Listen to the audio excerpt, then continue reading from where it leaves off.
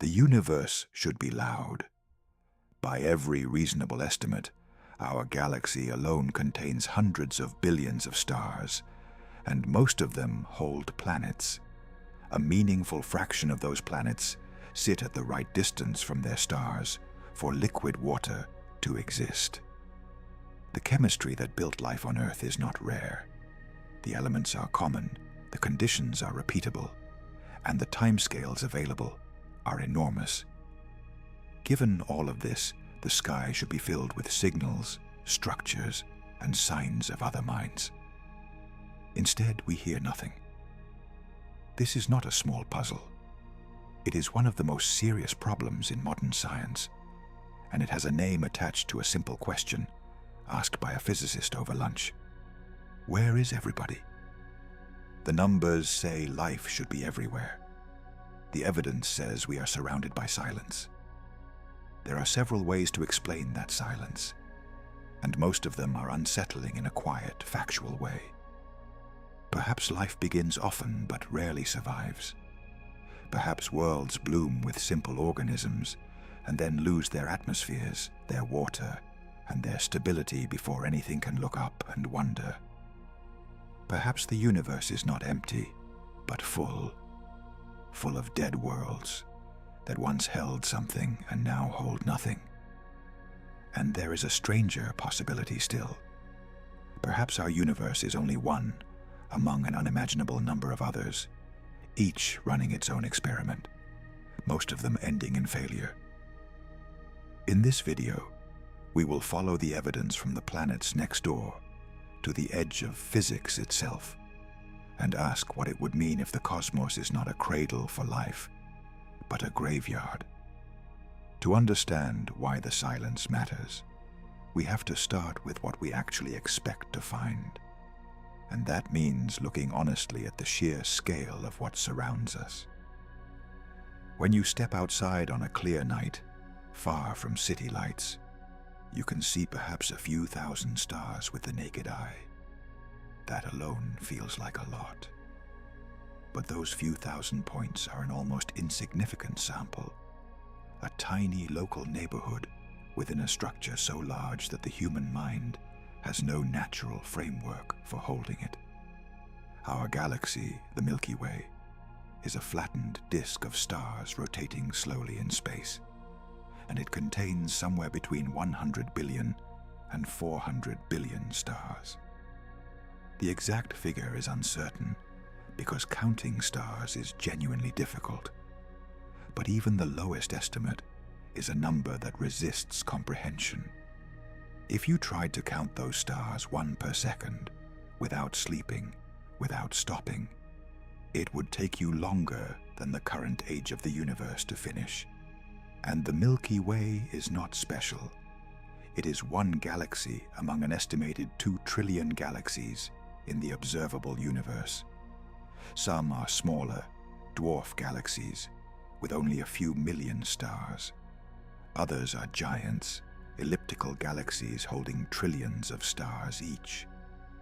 When astronomers multiply these figures together, they arrive at a total number of stars in the observable universe that is so large it stops carrying any emotional weight.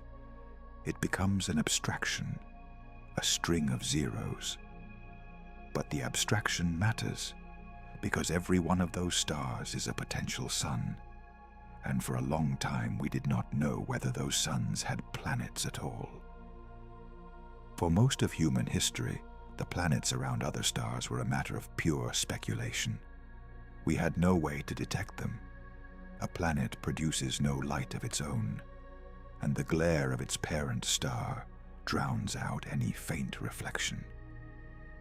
Searching for a planet beside a distant star was compared to trying to see a moth fluttering next to a searchlight from hundreds of miles away.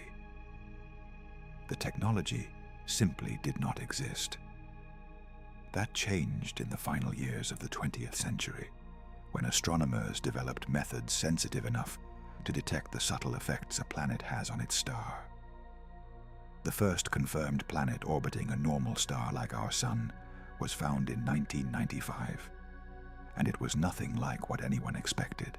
It was a giant world, larger than Jupiter, orbiting so close to its star that its year lasted only a few days. It should not have been able to form where it was found. The discovery broke the assumptions astronomers had built from studying our own orderly solar system, and it signaled that the galaxy was stranger and more varied than anyone had imagined. Once the first planet was confirmed, the floodgates opened. New techniques were refined. One method watches for the tiny dimming of a star's light when a planet passes in front of it, a transit that blocks a fraction of a percent of the starlight. Another measures the slight wobble of a star as an orbiting planet tugs it back and forth through gravity. A space telescope launched specifically to hunt for these transits stared at a single patch of sky containing more than 100,000 stars and watched them continuously, looking for the rhythmic dips that betray a planet's presence. The results were transformative. Planets were not rare. Planets were everywhere. Nearly every star the telescope examined showed signs of having at least one, and many had several. The galaxy, it turned out, was not a sparse collection of lonely suns. It was crowded with worlds. This is where the expectation of life begins to take a concrete shape. If planets are common, then the raw material for life is widely distributed. But not every planet is a candidate. A gas giant has no surface, only crushing layers of atmosphere descending into darkness. A planet orbiting too close to its star would be scorched, its surface molten, or its water boiled away into space.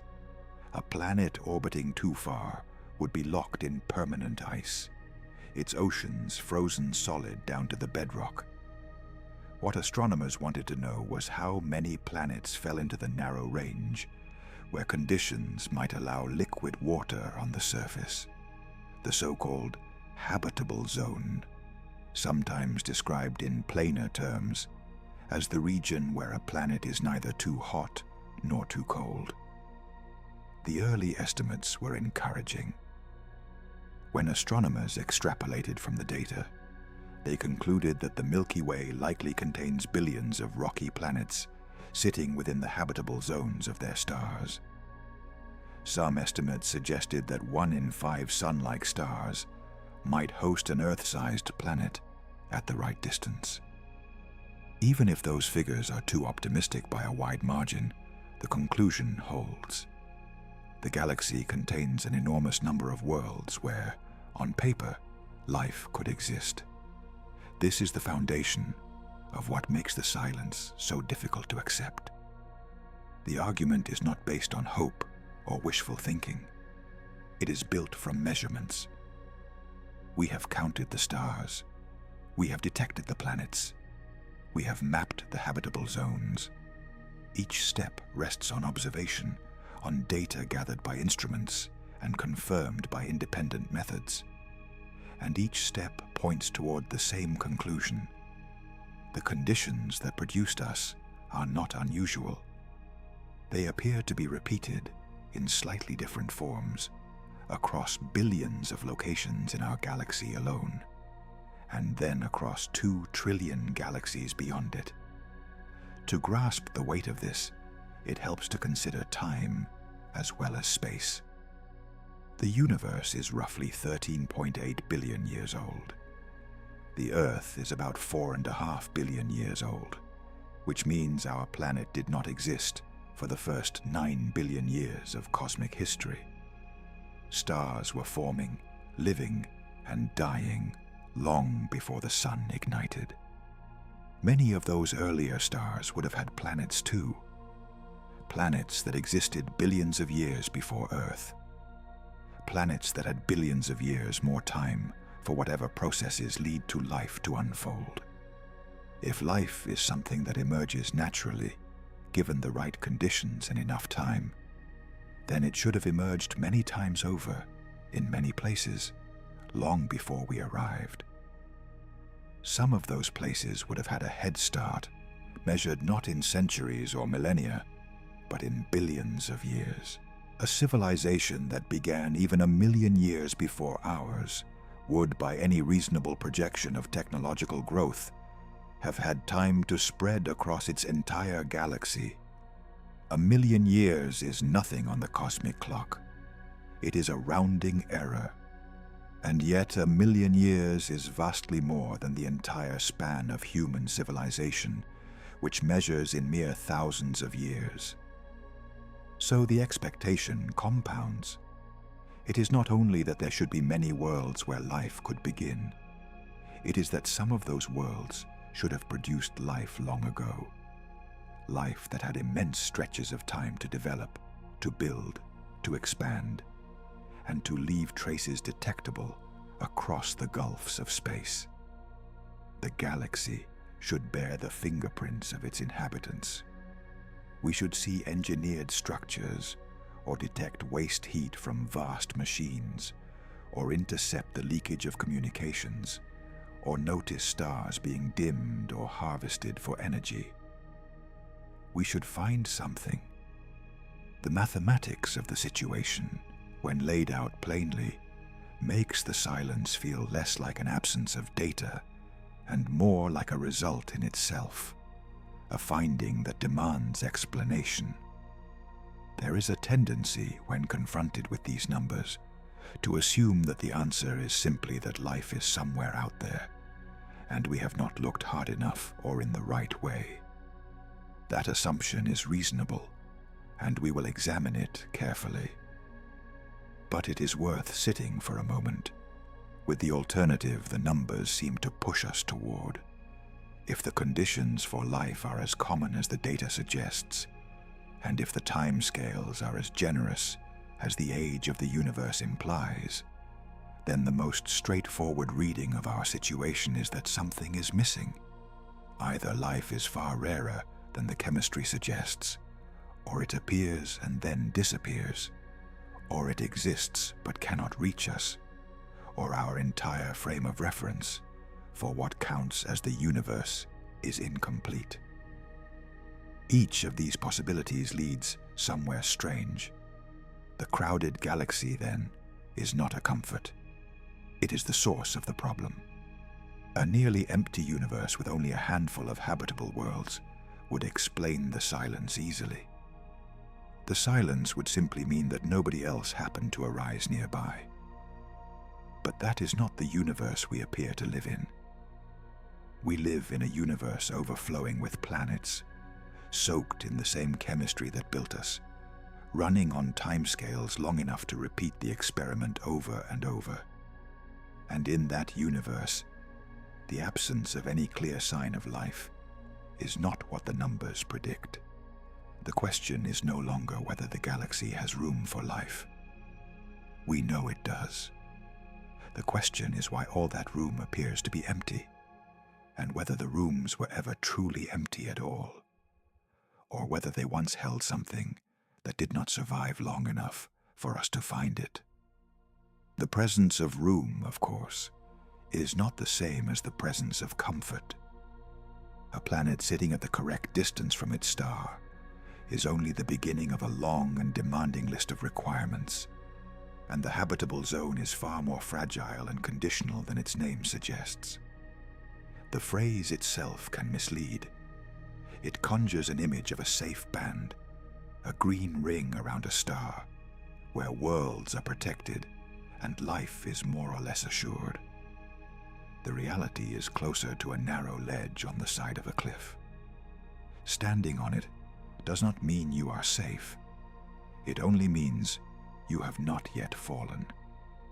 The habitable zone is defined, in its simplest form, as the range of distances from a star where the temperature on a planet's surface would allow liquid water to exist, neither frozen into ice nor boiled into vapor.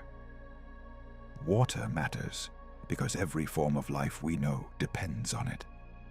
Liquid water acts as a medium where complex chemistry can take place, where molecules can move, meet, and combine in the intricate dance that biology requires. Without a liquid medium, the reactions that sustain life either stop or never start. So the search for life has, sensibly, focused on the search for liquid water. And the search for liquid water has focused on this band of distances around each star. But the width and position of that band depend on the star itself, and stars vary enormously. Our Sun is a moderate, stable, middle-aged star, and the habitable zone around it is comfortably wide, with Earth sitting near its inner edge.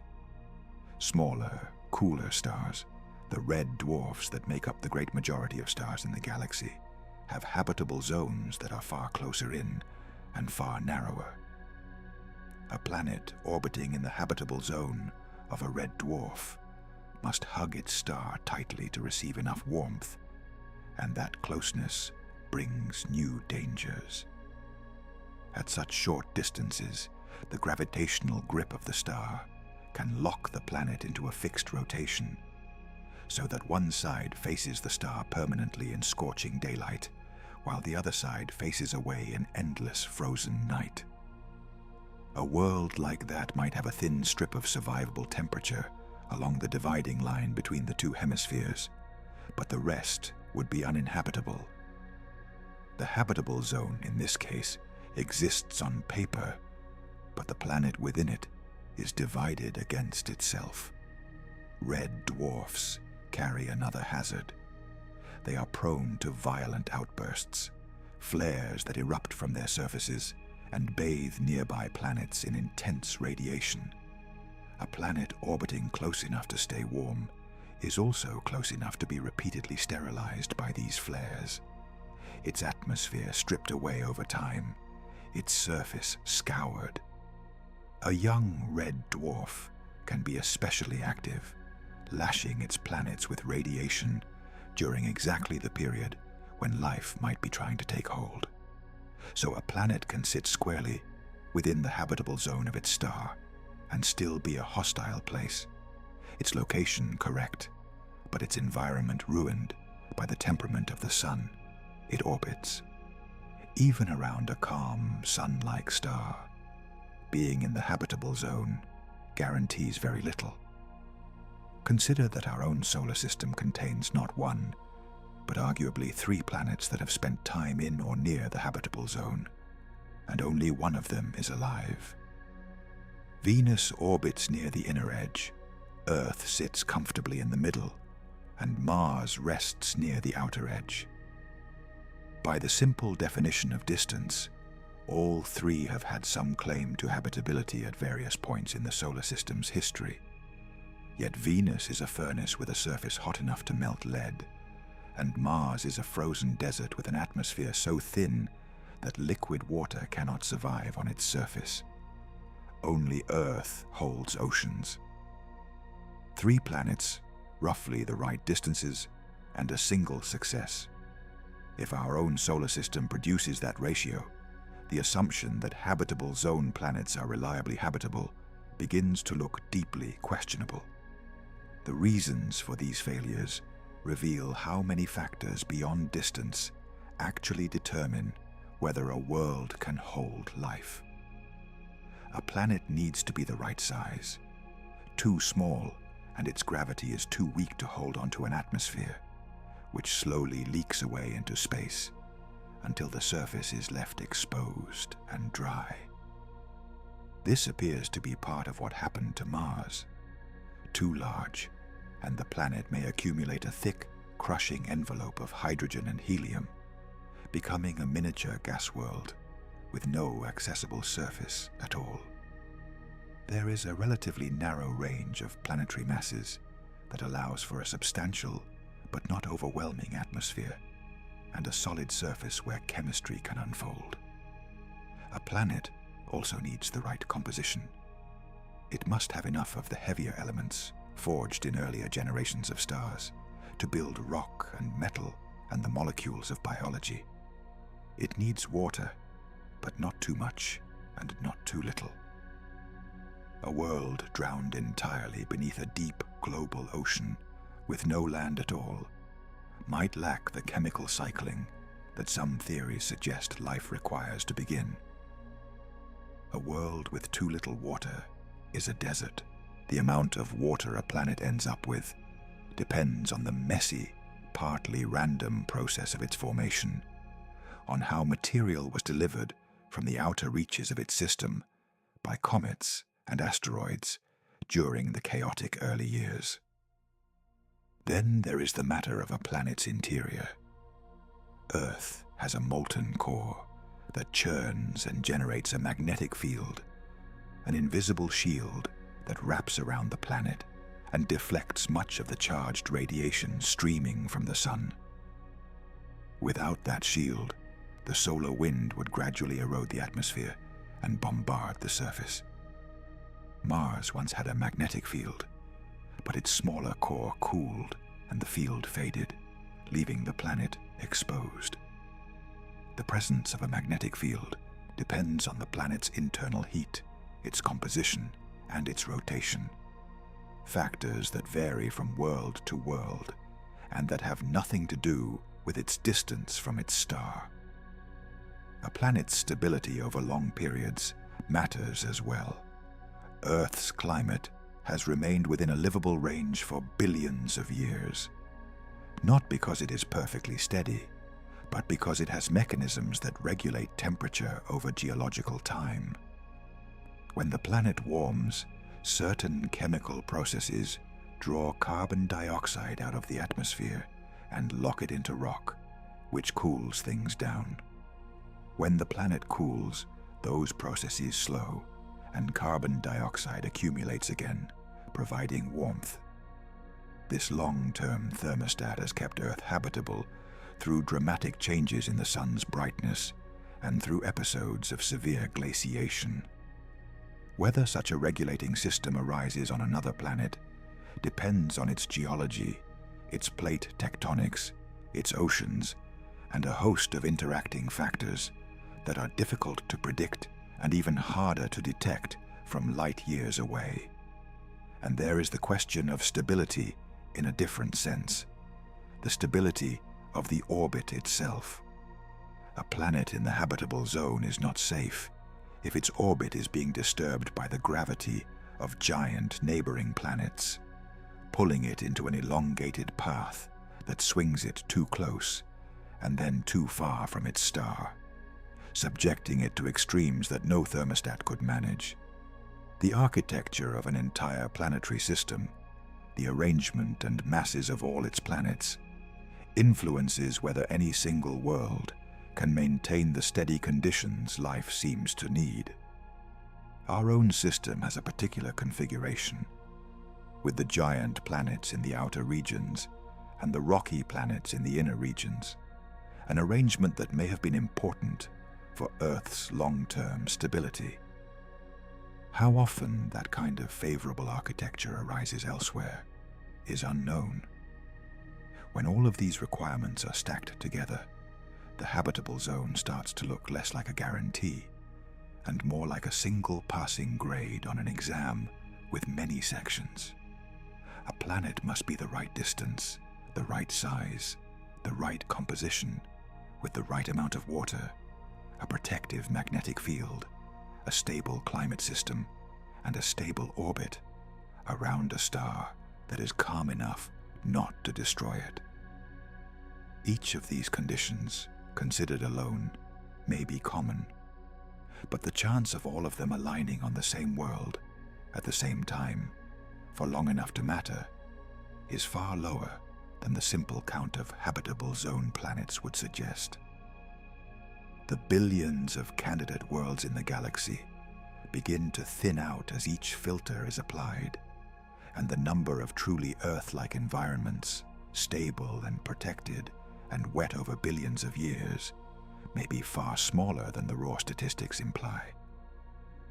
Yet even this more sober picture does not fully close the gap. Even if only a small fraction of habitable zone planets clear every hurdle, a small fraction of billions is still an enormous number. Reduce the candidates by a factor of 1,000, and you are still left with millions of potentially life-bearing worlds in the Milky Way alone. The filtering of the habitable zone makes the problem less extreme, but it does not make it disappear. The silence still wants explaining. And this raises a more troubling line of thought. Perhaps the issue is not that habitable worlds are too rare to exist, but that habitability is not permanent. Perhaps these worlds do not simply fail to ever support life. Perhaps many of them support it briefly, hold it for a geological moment, and then lose it, their narrow ledge crumbling beneath whatever had managed to climb onto it. If that is the case, then the galaxy might not be empty after all. It might be littered with the remains of worlds that were once alive. And the question becomes not where life is, but where life went. That possibility, that worlds may host life only briefly before losing it, deserves careful examination, because it changes the entire shape of the question. We tend to imagine the search for life as a search for the living. We picture detecting a signal, or spotting the chemical signature of an active biosphere in a planet's atmosphere, or one day finding organisms still going about their existence on a distant world. But life is not a permanent state of a planet. It is a process that runs only as long as the conditions allow, and conditions do not last forever. A planet that is habitable today may not be habitable in 1 billion years, and a planet that is dead today may have been thriving in the distant past. If we widen our view to include not just the worlds that are alive now, but the worlds that were ever alive, the universe begins to look very different.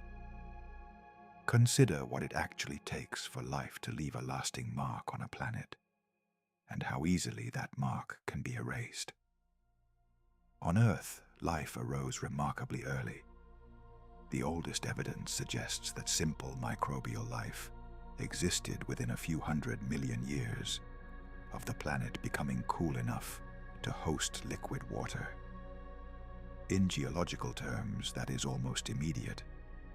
The moment the planet was ready, life appeared. This rapid emergence has encouraged some scientists to think that the origin of simple life may not be the bottleneck we once assumed. If life began so quickly on Earth, perhaps it begins quickly wherever conditions permit. Perhaps the spark of basic biology is easy, a natural consequence of the right chemistry, water, and energy. But here is the difficulty. For most of Earth's history, that life remained simple. For roughly the first 2 billion years, the planet was inhabited entirely by single-celled organisms, microbes drifting in the oceans, coating surfaces, slowly transforming the chemistry of the atmosphere but building nothing, constructing nothing, looking up at nothing. Complex life, the kind that builds bodies of many cells, came much later, and it took an enormous span of time to develop. If a planet only stays habitable for, say, 1 billion years before its conditions collapse, it might never get past the microbial stage. It might host life, even abundant life, for hundreds of millions of years, and then lose it before anything more complex ever evolves. From a distance across the gulf of interstellar space, such a world would be invisible to us, or nearly so. A planet covered in microbes does not build radio transmitters. It does not construct cities. It produces only the subtlest chemical traces in its atmosphere. And once those microbes die and the atmosphere reverts, even those traces fade. So the universe could contain a vast population of worlds that each held simple life for a while and then went dark. These would be the dead worlds, in the most literal sense. Planets where biology took hold, ran its course, and ended, leaving behind perhaps some chemical residue in the rocks. Fossils we could never read from afar.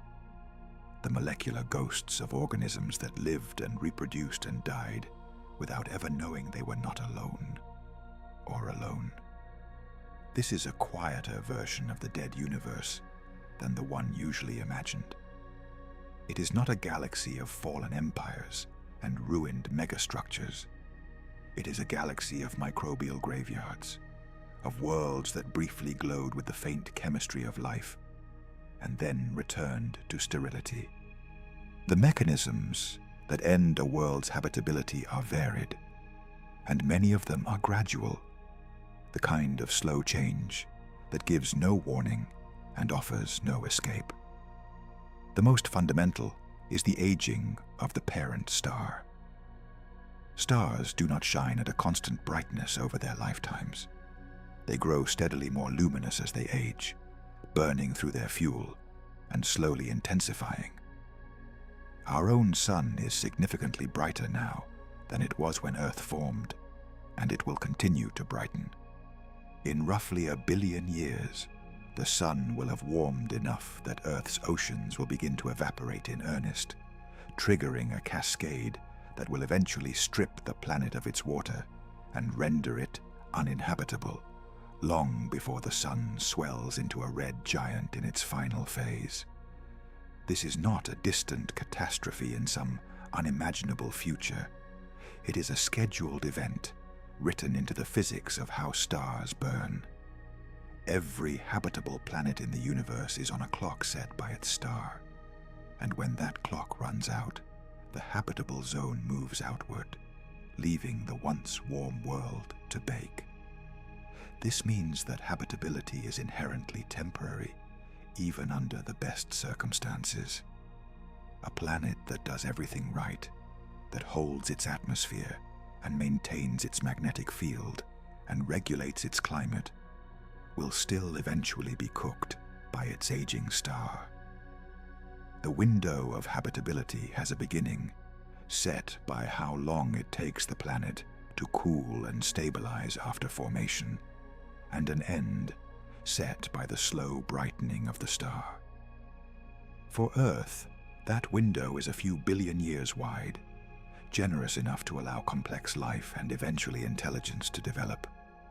But for many planets, the window may be far narrower. A planet that forms a little too close to the inner edge of the habitable zone has less time before the brightening star pushes it into the uninhabitable region. A planet around a star that ages quickly has less time overall. The width of the habitability window varies enormously, and only the widest windows allow life the time it needs to become something more than microbial. There are faster ways for a world to die as well. A planet can lose its atmosphere through a gradual leak driven by the solar wind, especially if it lacks a magnetic field. And once the atmosphere thins past a certain point, surface water can no longer remain liquid and escapes into space. A planet's internal heat can fade, shutting down the geological activity that recycles carbon and regulates climate, allowing the world to tip into a runaway freeze or a runaway heating. A nearby star can explode as a supernova, flooding neighboring planets with radiation intense enough to damage any biosphere and strip away protective layers of the atmosphere. The galaxy contains regions where supernovae are more common, where the radiation environment is harsher, and a planet's location within the galaxy may affect its long-term prospects, just as its location within its solar system does. And there are the catastrophes that come from within a planet's own system. Asteroid and comet impacts have repeatedly struck Earth, and at least one major impact is strongly associated with a mass extinction that reshaped life on our planet. A sufficiently large impact can darken the skies, collapse food chains, and push a biosphere to the brink. Most worlds, like Earth, sit within systems that contain a population of leftover debris from their formation, and that debris occasionally falls. A planet that suffers more frequent or more severe impacts, perhaps because of the architecture of its system or its position relative to belts of asteroids and comets, faces a harder path to maintaining life over the long term. Volcanic activity on a massive scale can also alter a planet's climate and chemistry dramatically, and Earth's own history records episodes where vast outpourings of lava and gas coincided with severe biological crises. What emerges from all of this is a picture in which life, even where it begins, faces a long obstacle course just to persist, let alone to advance. The origin of simple life may be easy. The survival of that life over billions of years, through the slow brightening of the star and the random catastrophes of geology and the depletion of internal heat, is hard. And the further development of that life into complex, multicellular, eventually intelligent forms requires not just survival, but a long, uninterrupted stretch of favorable conditions, a stable platform on which evolution can build complexity layer upon layer. Each additional requirement reduces the number of worlds that make it. The galaxy may begin with billions of habitable planets, narrow that to millions that actually develop life, narrow that further to a much smaller number that hold life long enough to become complex, and narrow that again to a tiny remainder where life persists into something capable of looking outward and asking questions.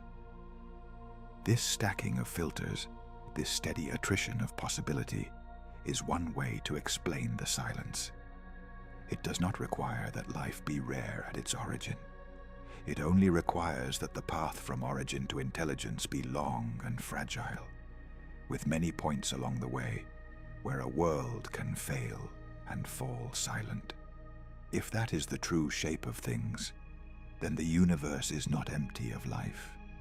It is full of life's remnants, full of worlds that tried and did not finish, full of biospheres that flickered and went out. We are not looking at a barren cosmos.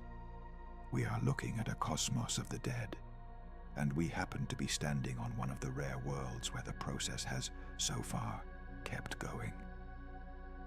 But that raises an uncomfortable question about our own position. If so many worlds fail somewhere along the path, where exactly does the failure tend to occur? And is there any reason to think we have already passed the most dangerous point, or that it still lies somewhere ahead of us? That question, about where along the path the failures cluster, leads directly to one of the most sobering ideas in this entire field of thought. It is the proposal that there exists some barrier, some step in the long progression from lifeless chemistry to a civilization that spreads among the stars, which is extraordinarily difficult to pass, a step so hard that almost nothing makes it through. This proposed barrier has come to be called the Great Filter, and the logic behind it is straightforward, even if its implications are deeply unsettling. The reasoning begins with the same observation we have been circling throughout. The universe is old and vast. The ingredients for life are common, and yet we see no evidence of anyone else. If the path from dead matter to a star-spanning civilization were reasonably easy, the galaxy should be full of such civilizations, and we should see signs of them everywhere. Since we do not, something must be preventing it. Somewhere along the chain of steps that leads from a barren planet to a galaxy-spanning presence, there must be at least one step that is almost impossible to complete. That step is the filter. It is the wall that stops nearly everyone, the reason the galaxy is silent despite all its potential. The crucial and disturbing question is not whether such a filter exists, but where along the path it sits. To understand why the location matters so much, it helps to lay out the path as a series of stages. First, a planet must form in a suitable location. Then the right chemistry must arise, the building blocks of biology assembling from simpler molecules. Then those molecules must organize into the first self-replicating systems, the origin of life itself. Then simple life must survive and persist. Then, at some point, simple single-celled life must give rise to complex cells, the kind with internal structure and machinery. Then complex cells must combine into multicellular organisms. Then those organisms must diversify and eventually produce a species with intelligence. Then that intelligent species must develop technology. Then that technological species must survive long enough and choose to expand outward, becoming detectable across interstellar distances. Each of these is a transition, a step from one stage to the next, and the great filter is the idea that at least one of these steps is a near impossible bottleneck. If the filter lies behind us in our past, then we are among the extraordinarily rare survivors who made it through. Perhaps the origin of life is the great barrier, and life almost never begins, so that the universe is mostly sterile, and we are one of the very few worlds where the improbable spark caught. Or perhaps life begins easily, but the jump from simple cells to complex cells is the wall, a transition so unlikely that it happens almost nowhere, and we are among the rare worlds where it occurred. There are reasons to take this idea seriously. On Earth, simple life arose quickly, but complex cells took roughly 2 billion years to appear, and when they did, they seem to have arisen through a singular, perhaps unrepeatable event, in which one simple cell came to live inside another, merging into a new kind of cell with vastly greater capabilities. This event, the origin of the complex cell, may have happened only once in the entire history of our planet. Every complex organism alive today, every plant, every animal, every fungus, descends from that single merger. If that step is as rare across the universe as it appears to have been on Earth, it could be the filter, the barrier, that stops most life from ever advancing beyond a film of microbes. There is a strange comfort in the idea that the filter lies behind us. It would mean that the hardest part is over, that we have already passed the test that defeats nearly everyone, and that the road ahead, while still difficult, does not contain another wall of equal severity. It would mean we are rare not because we are doomed, but because we are lucky, the improbable products of a transition that almost never succeeds. Under this view, the silence of the universe is not a warning. It is simply a measure of how unusual we are. But there is another possibility, and it is the one that gives the great filter its weight.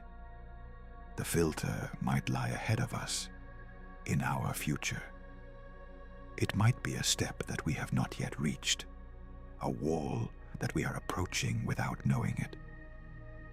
If the early steps are relatively easy, if life begins readily, and complexity develops with some regularity, and intelligence emerges from time to time, then the bottleneck must come later, at a stage we have not yet passed. And the obvious candidate for a filter that lies ahead is the survival of a technological civilization.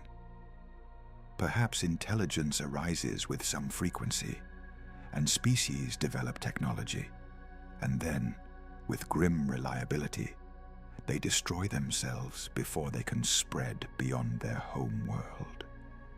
Perhaps the very capabilities that allow a species to build radio telescopes and rockets also allow it to build the means of its own destruction. And perhaps the second tends to arrive before the first has time to carry the species safely outward. This is the version of the great filter that functions as a warning, rather than a reassurance. Under this view, the silence of the universe is not a record of how rare life is at its origin. It is a record of how reliably intelligent life destroys itself once it arises. Every silent star would then be a world where a species climbed all the way up the ladder, developed technology, and then fell, leaving the planet quiet again. The galaxy would be full not just of microbial graveyards, but of the ruins of civilizations that reached roughly the stage we have reached, and then did not survive it. And if that pattern is real, then our own development of powerful technologies would not be a sign of our success, but a sign that we are entering the most dangerous stretch of the path, the stretch where nearly everyone else has fallen. There is a particularly unsettling logic that connects the search for life to the location of the filter. Suppose in the coming decades, we discover that simple life is common, that microbial biospheres exist on many worlds throughout our solar system and beyond. At first, that would seem like wonderful news, evidence that life is not lonely. But it would also mean that the early steps, the origin of life and its initial persistence, are not the filter, because life clearly arises easily. And if the early steps are not the filter, then the filter must lie later, closer to us, possibly ahead of us. Under this reasoning, discovering abundant, simple life elsewhere would actually be cause for concern, because it would push the location of the barrier toward our own future. By the same logic, finding that we are surrounded by sterile worlds, that life is genuinely rare, would be reassuring, because it would suggest the hardest step is one we have already passed. In this strange inversion, evidence of life becomes a warning, and evidence of lifelessness becomes a relief. This is not a settled conclusion. It is a framework for thinking about our situation, a way of organizing the possibilities so that we can reason about them. The great filter might not exist at all in the form described. The silence might have other explanations entirely, explanations we will examine. Civilizations might be common but quiet, or common but separated by distances and times too great to bridge. The absence of evidence might be a limitation of our search, rather than a fact about the universe. But the great filter remains a powerful lens precisely because it forces us to confront the structure of the problem directly. It asks us to look at the long chain of steps between dead matter and a thriving interstellar civilization, and to ask honestly which of those steps is the one that almost nothing survives. And it asks us to consider our own position with unusual seriousness. We are a young, technological species. We have had the ability to detect and broadcast radio signals for barely more than a century. The ability to leave our planet for only a handful of decades, and the ability to destroy ourselves on a global scale for a comparable span. We do not know whether we are on the easy side of the filter, looking back at a barrier we have already crossed, or on the approach to a wall that has stopped everyone before us. We have no way yet to tell which. But the question is not merely academic. If there is a filter ahead, then understanding the ways that worlds die, the ways that biospheres collapse and conditions fail, becomes more than astronomy. It becomes a study of the futures we might face. And the clearest examples of dead worlds are not light years away. They are in our own solar system, close enough to visit, close enough to examine directly, close enough to teach us what the end of a habitable world actually looks like. The nearest of those examples, and in some ways the most instructive, is the planet that sits just outside Earth's orbit, the rusty world we call Mars. We have sent more machines to Mars than to any other planet, and what they have found is a landscape that tells a story of loss. Mars today is a cold, dry, nearly airless desert, its surface scoured by dust storms, its temperature plunging far below freezing across most of the planet for most of the year.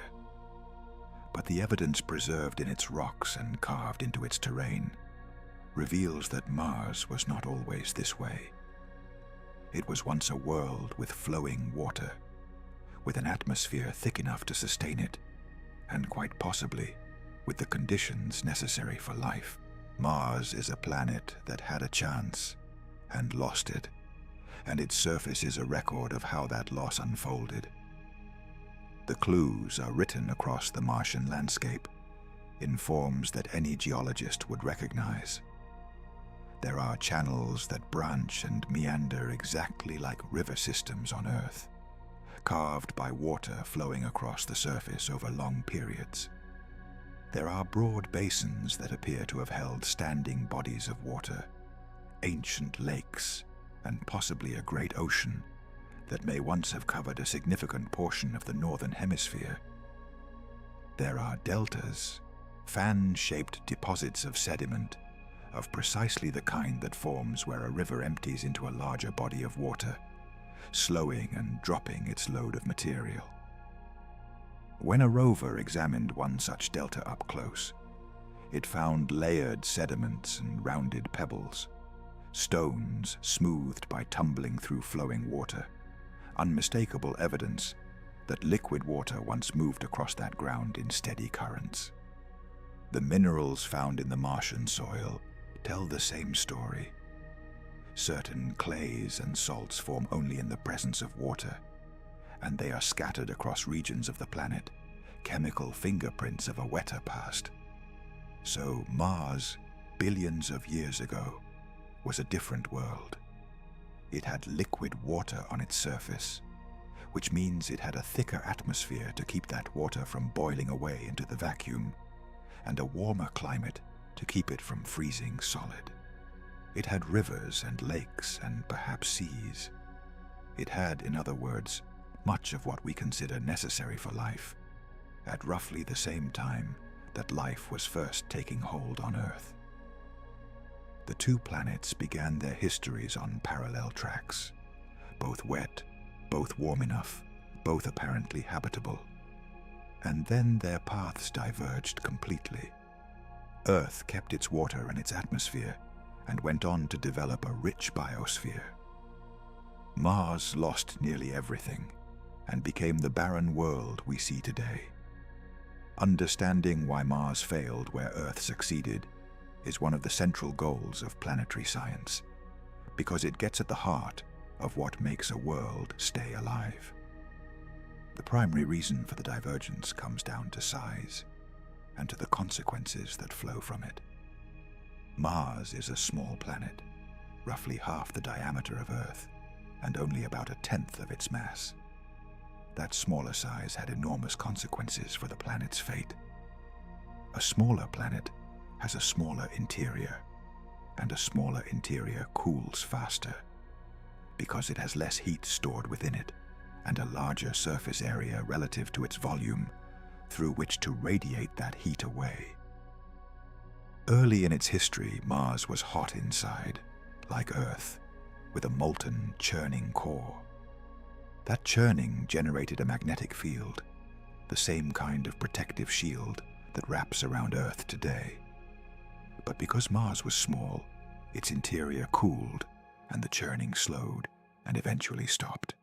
And when it stopped, the magnetic field collapsed. Traces of that ancient field remain frozen into the oldest Martian rocks, a record of a shield that once existed and then was lost.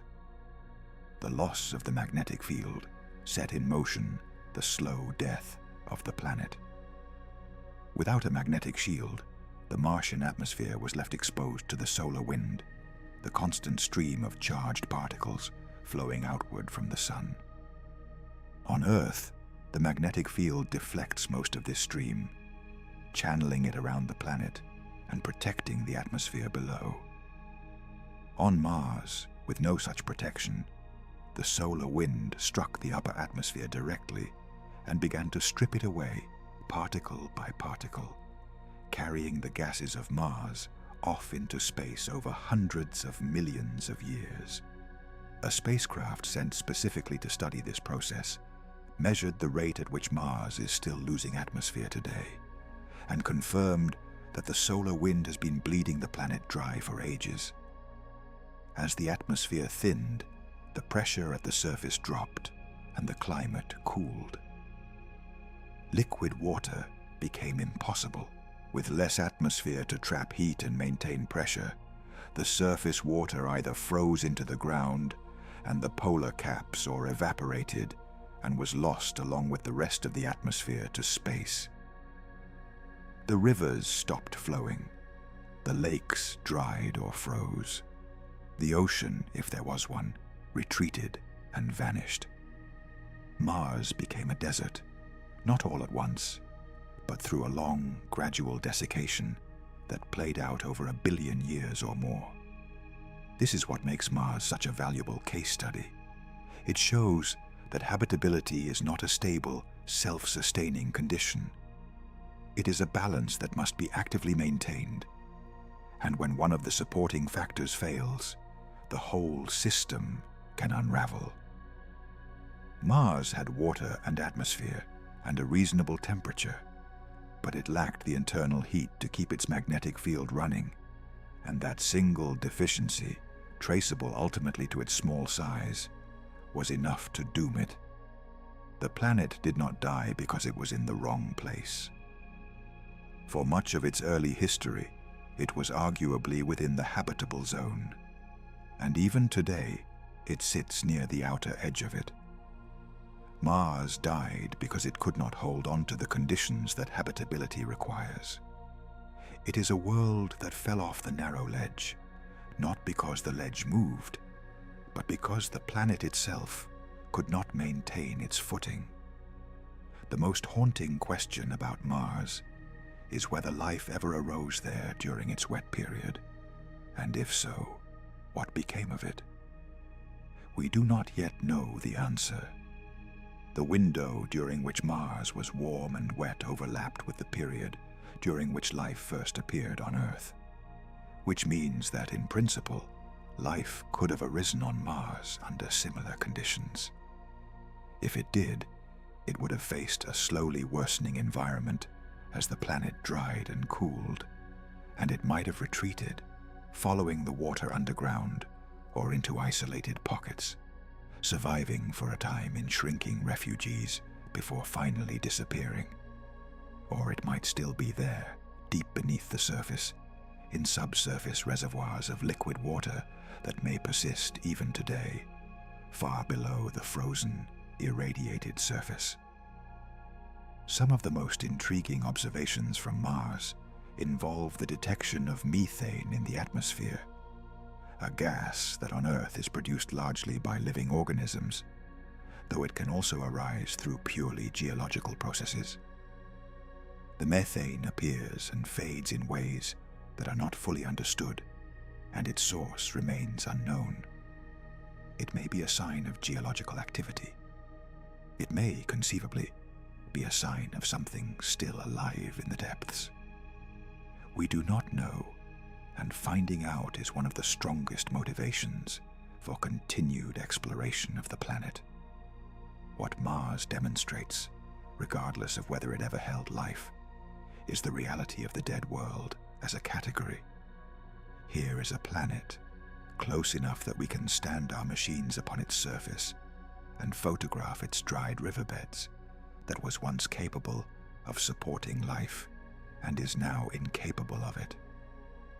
It is a concrete, examinable instance of the process we have been discussing in the abstract, the process by which a habitable world becomes a sterile one. And if it happened to Mars, a planet in the same system as Earth, formed from the same cloud of material at the same time, then it can happen anywhere. Every solar system likely contains worlds that started with promise, and ended in silence.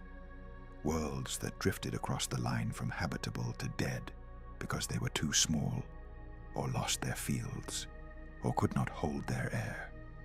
Mars also delivers a lesson about timescales and about luck. Earth and Mars were dealt different hands, and the difference between them came down to factors that had nothing to do with merit or inevitability. Earth happened to be large enough to keep its interior hot and its magnetic field running for billions of years. Mars happened to be too small. That difference, set at the moment of the planet's formation, determined which world would live and which would die.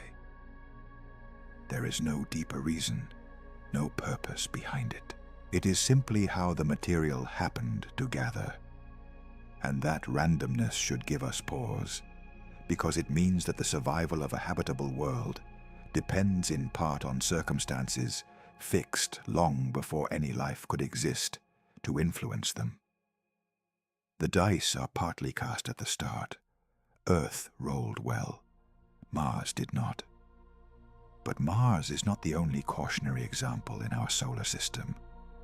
There is another world on the other side of Earth's orbit that failed in the opposite direction, and its story is in some ways even more alarming, because it began with a planet far more similar to our own. That world is Venus, and to understand why it unsettles scientists so deeply, you have to begin with how much it resembles Earth in the most basic terms. Venus is almost exactly the same size as our planet, with nearly the same mass and nearly the same composition of rock and metal.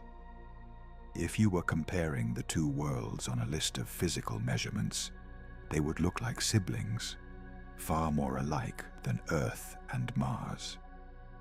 Venus is sometimes called Earth's twin, and in terms of its fundamental construction, the description is accurate.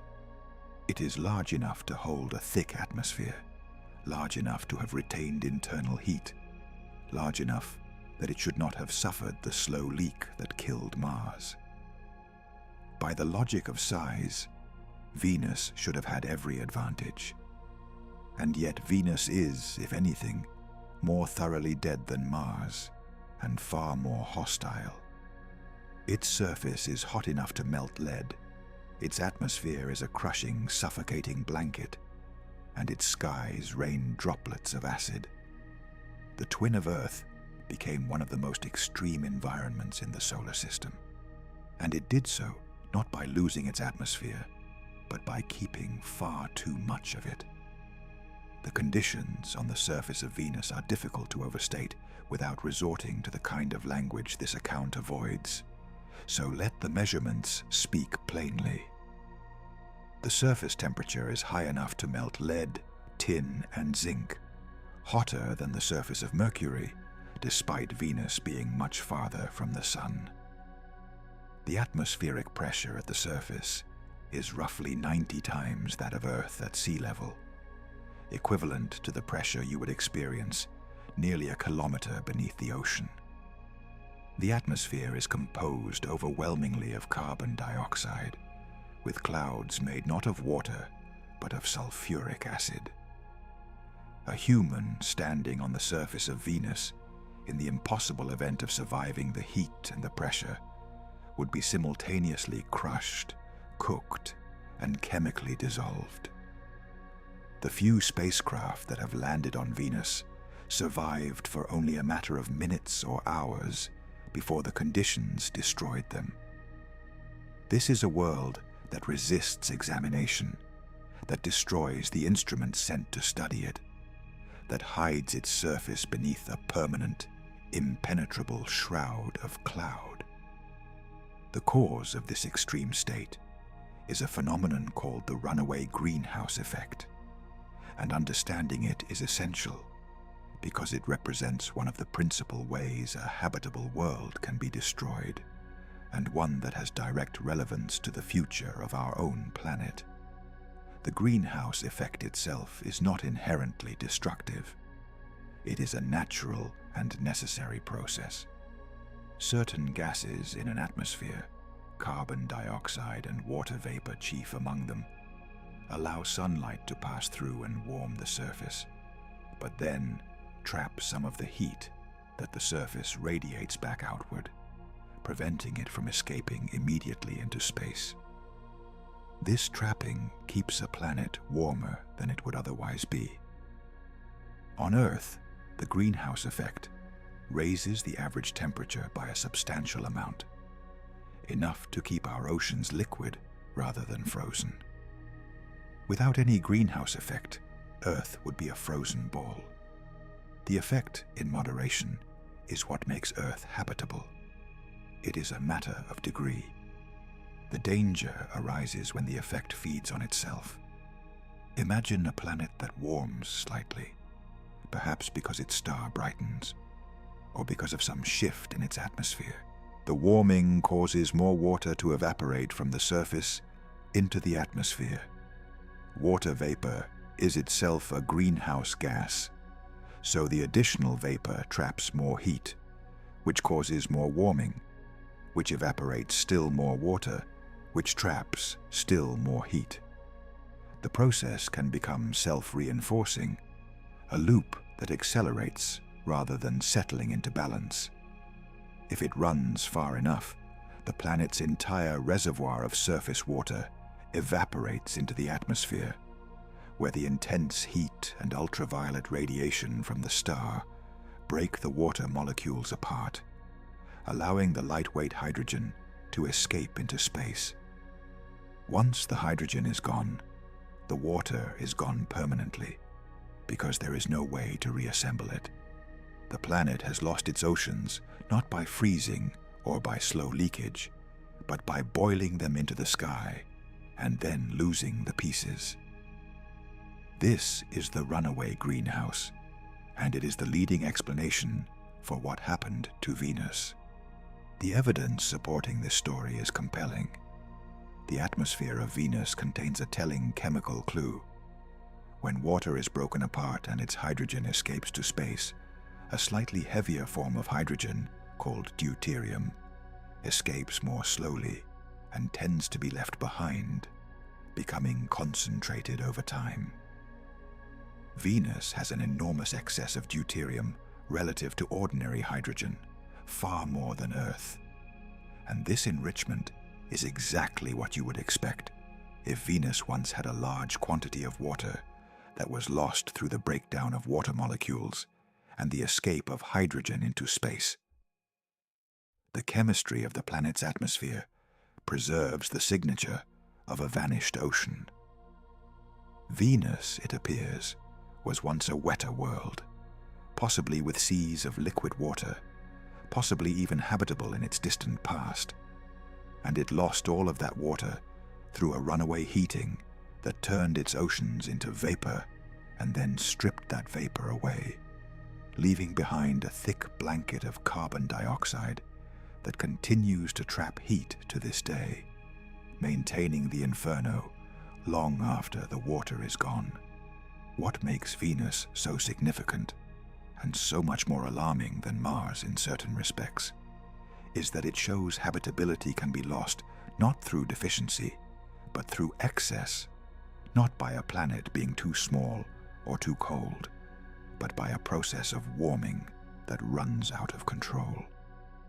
And it shows that this can happen to a planet that is, in its basic physical makeup, essentially identical to Earth.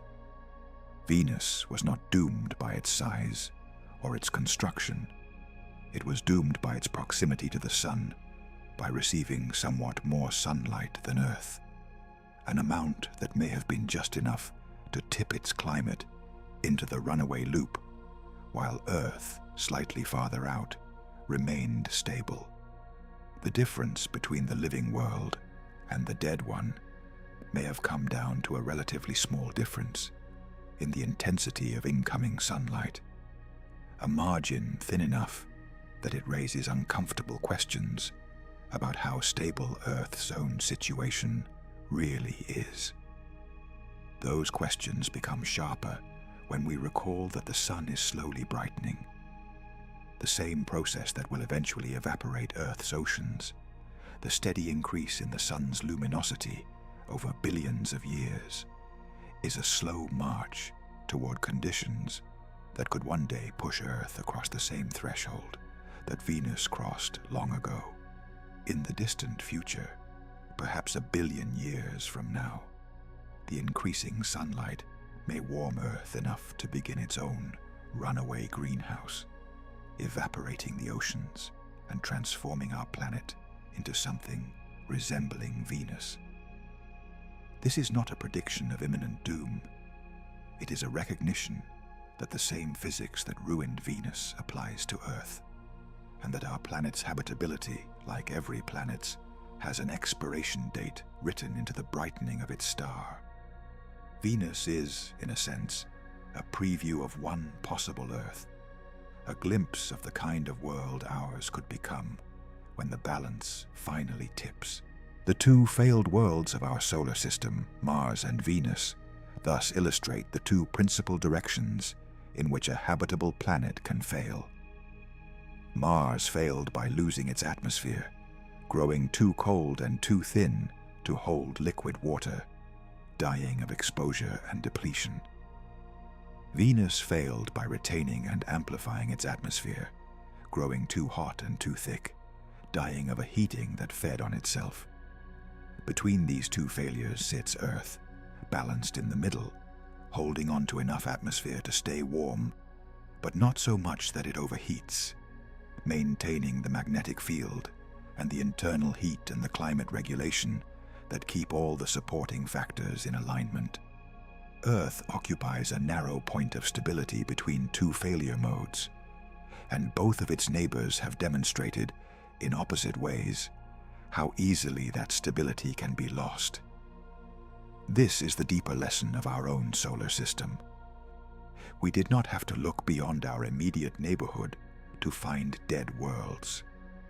We have two of them, one on each side of us, each having failed in a different way, each preserving the record of its failure for us to read.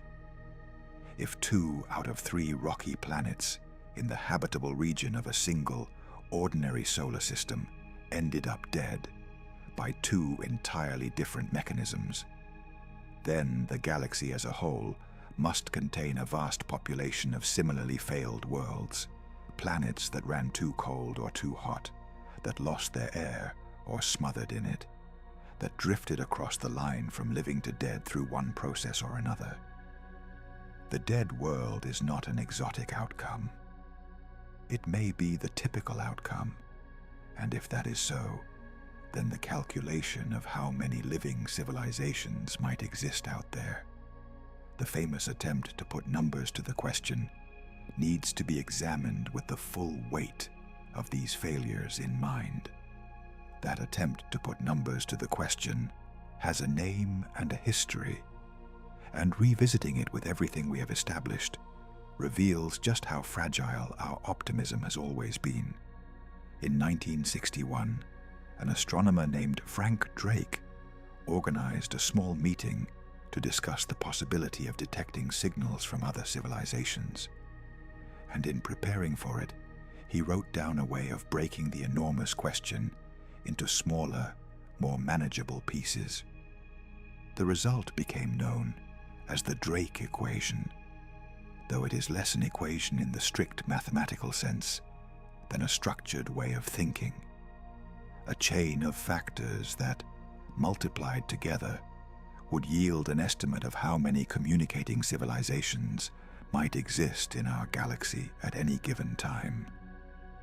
The genius of it was not that it gave an answer, because it could not, but that it organized our ignorance into a set of distinct questions, each of which could in principle be studied. The chain of factors runs roughly as follows. Start with the rate at which suitable stars form in the galaxy. Multiply by the fraction of those stars that have planets. Multiply by the average number of planets per star that could potentially support life. Multiply by the fraction of those potentially habitable planets on which life actually arises. multiply by the fraction of life-bearing planets on which intelligence eventually develops. Multiply by the fraction of intelligent species that develop technology capable of releasing detectable signals into space. And finally, multiply by the length of time such a civilization remains detectable before it falls silent or disappears. The product of all these factors gives the number of detectable civilizations currently broadcasting in the galaxy. It is a clean and logical structure, and when Drake and his colleagues first considered it, the prevailing mood was hopeful. Plug in reasonable-seeming values, and the equation suggested that the galaxy might contain many thousands of communicating civilizations, perhaps far more. The cosmos seemed crowded with potential company, but the hopefulness of those early estimates rested on a simple fact that is easy to overlook. Almost none of the factors were actually known. When Drake wrote his equation, we did not know how common planets were. We did not know how often life arises, or how often intelligence develops, or how long civilizations last. The values plugged into the equation were, for most of the factors, little more than educated guesses, and the optimism of the early estimates reflected the optimistic assumptions of the people making the guesses. The equation itself is neutral. It will produce a galaxy teeming with life if you feed it generous numbers, and a galaxy nearly empty if you feed it cautious ones. The structure is sound, but the answer depends entirely on the inputs, and for decades the inputs were almost entirely unconstrained. What has changed in the years since is that we have begun, slowly, to pin down some of the early factors with real data, and the picture that emerges is more complicated than the early optimism suggested. The first few factors, the ones concerning stars and planets, have moved decisively in the direction of abundance. We now know that star formation is steady, that planets are extremely common, that most stars have them, and that a substantial number of those planets fall within the habitable zone. The early terms in the equation, in other words, turn out to favor life. There is no shortage of real estate. If the equation produced a small answer, because there were too few planets, we would now know that explanation is wrong. The galaxy has planets in abundance, exactly as the optimists hoped. But the later factors remain almost entirely unknown, and these are the factors where everything we have discussed about dead worlds comes crashing in. Consider the fraction of habitable planets on which life actually arises. We have exactly one example, Earth, where it did. We do not yet have confirmation of life anywhere else, which means we cannot say whether the origin of life is common or vanishingly rare. The single data point of Earth, where life arose quickly, hints that it might be easy, but a single example cannot establish a frequency. It is entirely possible that the origin of life requires a chain of chemical accidents, so improbable that it happens on only a tiny fraction of suitable worlds. We simply do not know, and until we find life elsewhere, or fail to find it after searching enough places, this factor remains a vast uncertainty, capable of swinging the final answer by many orders of magnitude. The factor concerning the development of intelligence is even more uncertain, and here the history of life on Earth offers reasons for caution rather than confidence. Life existed on Earth for billions of years as nothing more than single-celled organisms. The transition to complex cells took roughly 2 billion years and may have depended on a singular, improbable event. The development of multicellular life, then of animals, then of large-brained animals, then of a species capable of technology. Each step took enormous spans of time, and none of them was inevitable. For most of the history of complex life on Earth, there was no technological species, and there is no obvious reason why one had to emerge. The dinosaurs dominated the planet for well over 100 million years without developing technology or civilization. Intelligence of the kind that builds radio telescopes appeared only once, in one species very recently, after a long chain of contingent events that could easily have gone differently. If we replayed the history of Earth from the beginning, it is far from clear that a technological species would emerge at all. This suggests that the factor governing the development of intelligence may be small, possibly very small, further reducing the final count. And then there is the final factor, the one that captures everything we have been building toward, the length of time a civilization remains detectable. This factor is, in some ways, the most consequential of all, because it can single-handedly determine whether the galaxy is full of company or effectively empty, even if every other factor is favorable. Suppose that life arises readily, that intelligence develops regularly, that technological civilizations emerge with some frequency. If each of those civilizations lasts only a few centuries before destroying itself or falling silent, then at any given moment, the number actually broadcasting would be tiny, because they would be scattered thinly across the immense span of cosmic time, each one flickering briefly and then vanishing before the next arises. A galaxy could give birth to thousands of civilizations over its history, and yet contain almost none at any single moment, because they would never overlap. The lifetime factor governs whether civilizations coexist or merely succeed one another across the ages, ships passing not in the night, but in epochs, never aware of one another. This is where the dead worlds re-enter the calculation with full force. Everything we have learned about how habitability fails, the slow brightening of stars, the loss of atmospheres, the runaway greenhouse, the mass extinctions, the possible great filter ahead, all of it bears directly on these later factors. If worlds reliably lose their habitability before complex life can develop, the intelligence factor is small. If civilizations reliably destroy themselves shortly after developing technology, the lifetime factor is small, and small values in these later factors can overwhelm the abundance of the early ones. You can have all the planets you want, all the habitable zones, all the water and the right chemistry, and still arrive at a galaxy that is essentially silent if the later steps consistently fail. The equation that once seemed to promise a crowded cosmos can, with cautious but defensible values, predict that we are alone, or nearly so, not because the universe lacks the capacity for life, but because the capacity is so rarely realized all the way through to a lasting civilization.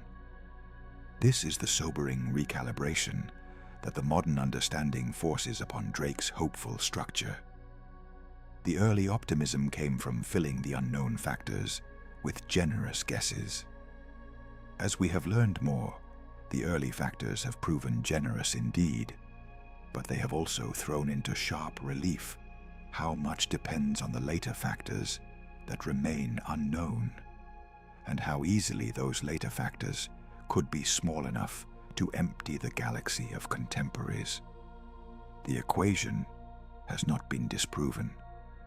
It has been revealed as a mirror, reflecting back whatever assumptions we bring to it, and the assumptions that survive contact with the evidence of dead worlds are not the comfortable ones. The galaxy may be full of planets and empty of company at the same time, a place of abundant beginnings and rare endurances.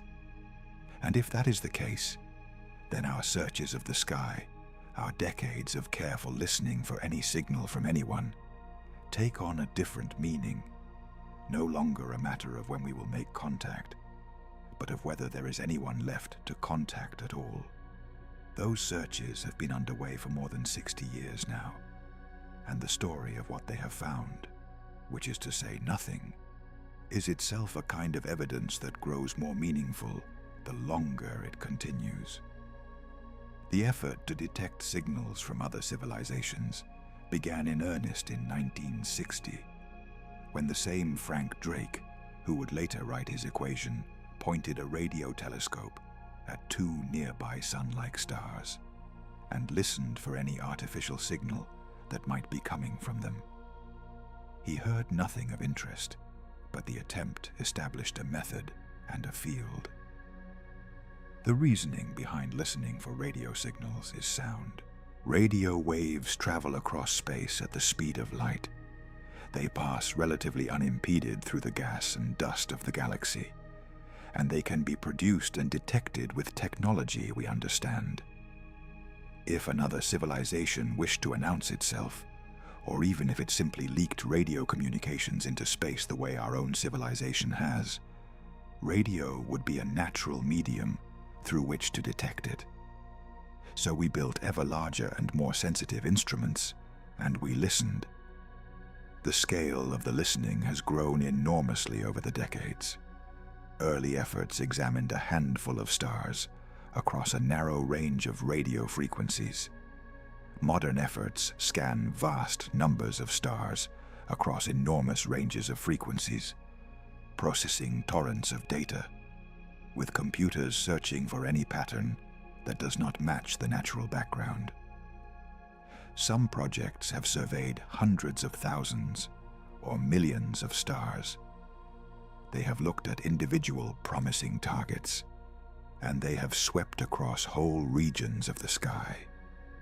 They have searched not only for deliberate beacons, signals designed to be noticed, but for the incidental radio noise that a technological civilization might produce as a byproduct of its activities, the leakage of its communications and its machines. They have extended the search beyond radio to other possible signatures, watching for brief, intense pulses of laser light that might be used for communication, and scanning for unusual patterns in the light of stars that might betray the presence of enormous engineered structures. And in all of this listening, across all these decades, the result has been silence. Not a single confirmed artificial signal, not one verified message, beacon, or unambiguous trace of another technological civilization. There have been moments of excitement, signals that appeared briefly promising before turning out to have natural or human origins, but nothing has survived scrutiny. The sky, listened to with ever greater care across ever wider ranges, has returned nothing but the natural hiss and crackle of the cosmos itself, the radiation of stars and gas, and the faint afterglow of the universe's birth. The civilizations, if they are out there, are not broadcasting in any way we have managed to detect. It is important to be precise about what this silence does and does not prove, because the temptation to overinterpret it runs in both directions. The silence does not prove that we are alone. Our searches, vast as they have become, have still examined only a tiny fraction of the galaxy's stars across a limited range of frequencies for limited periods of time, listening for signals strong enough to cross interstellar distances and reach our instruments. A civilization could exist and simply not be broadcasting in our direction, or not broadcasting at the frequencies we happen to monitor, or not broadcasting at a strength we can detect, or broadcasting only intermittently, or using a technology entirely different from radio that we would not recognize as artificial. The galaxy is enormous, and our search, however impressive by human standards, has barely scratched its surface. Comparing our effort to the scale of the galaxy, One analogy describes it as dipping a single glass into the ocean, finding no fish in that glass, and concluding nothing definitive about whether the ocean contains fish. The absence of detection is not the same as the absence of life. And yet, the longer the silence continues, the more it begins to weigh on certain explanations. If the galaxy were densely populated with long-lived communicative civilizations, broadcasting strongly across many frequencies for millions of years, we might reasonably have expected to detect at least one by now, particularly the older, more established civilizations that would have had time to build powerful transmitters or vast structures. The fact that we have not, while far from conclusive, does gently push against the most optimistic scenarios. It is consistent with a galaxy in which communicative civilizations are rare or short-lived, or both. It is consistent with the picture of dead worlds we have been developing, a galaxy where life often begins and rarely endures, where civilizations are scattered so thinly across time that none of our contemporaries happen to be near enough and loud enough and long-lived enough for us to hear. The silence does not prove this picture, but it fits it, and as the years of listening accumulate without result, the fit grows a little tighter.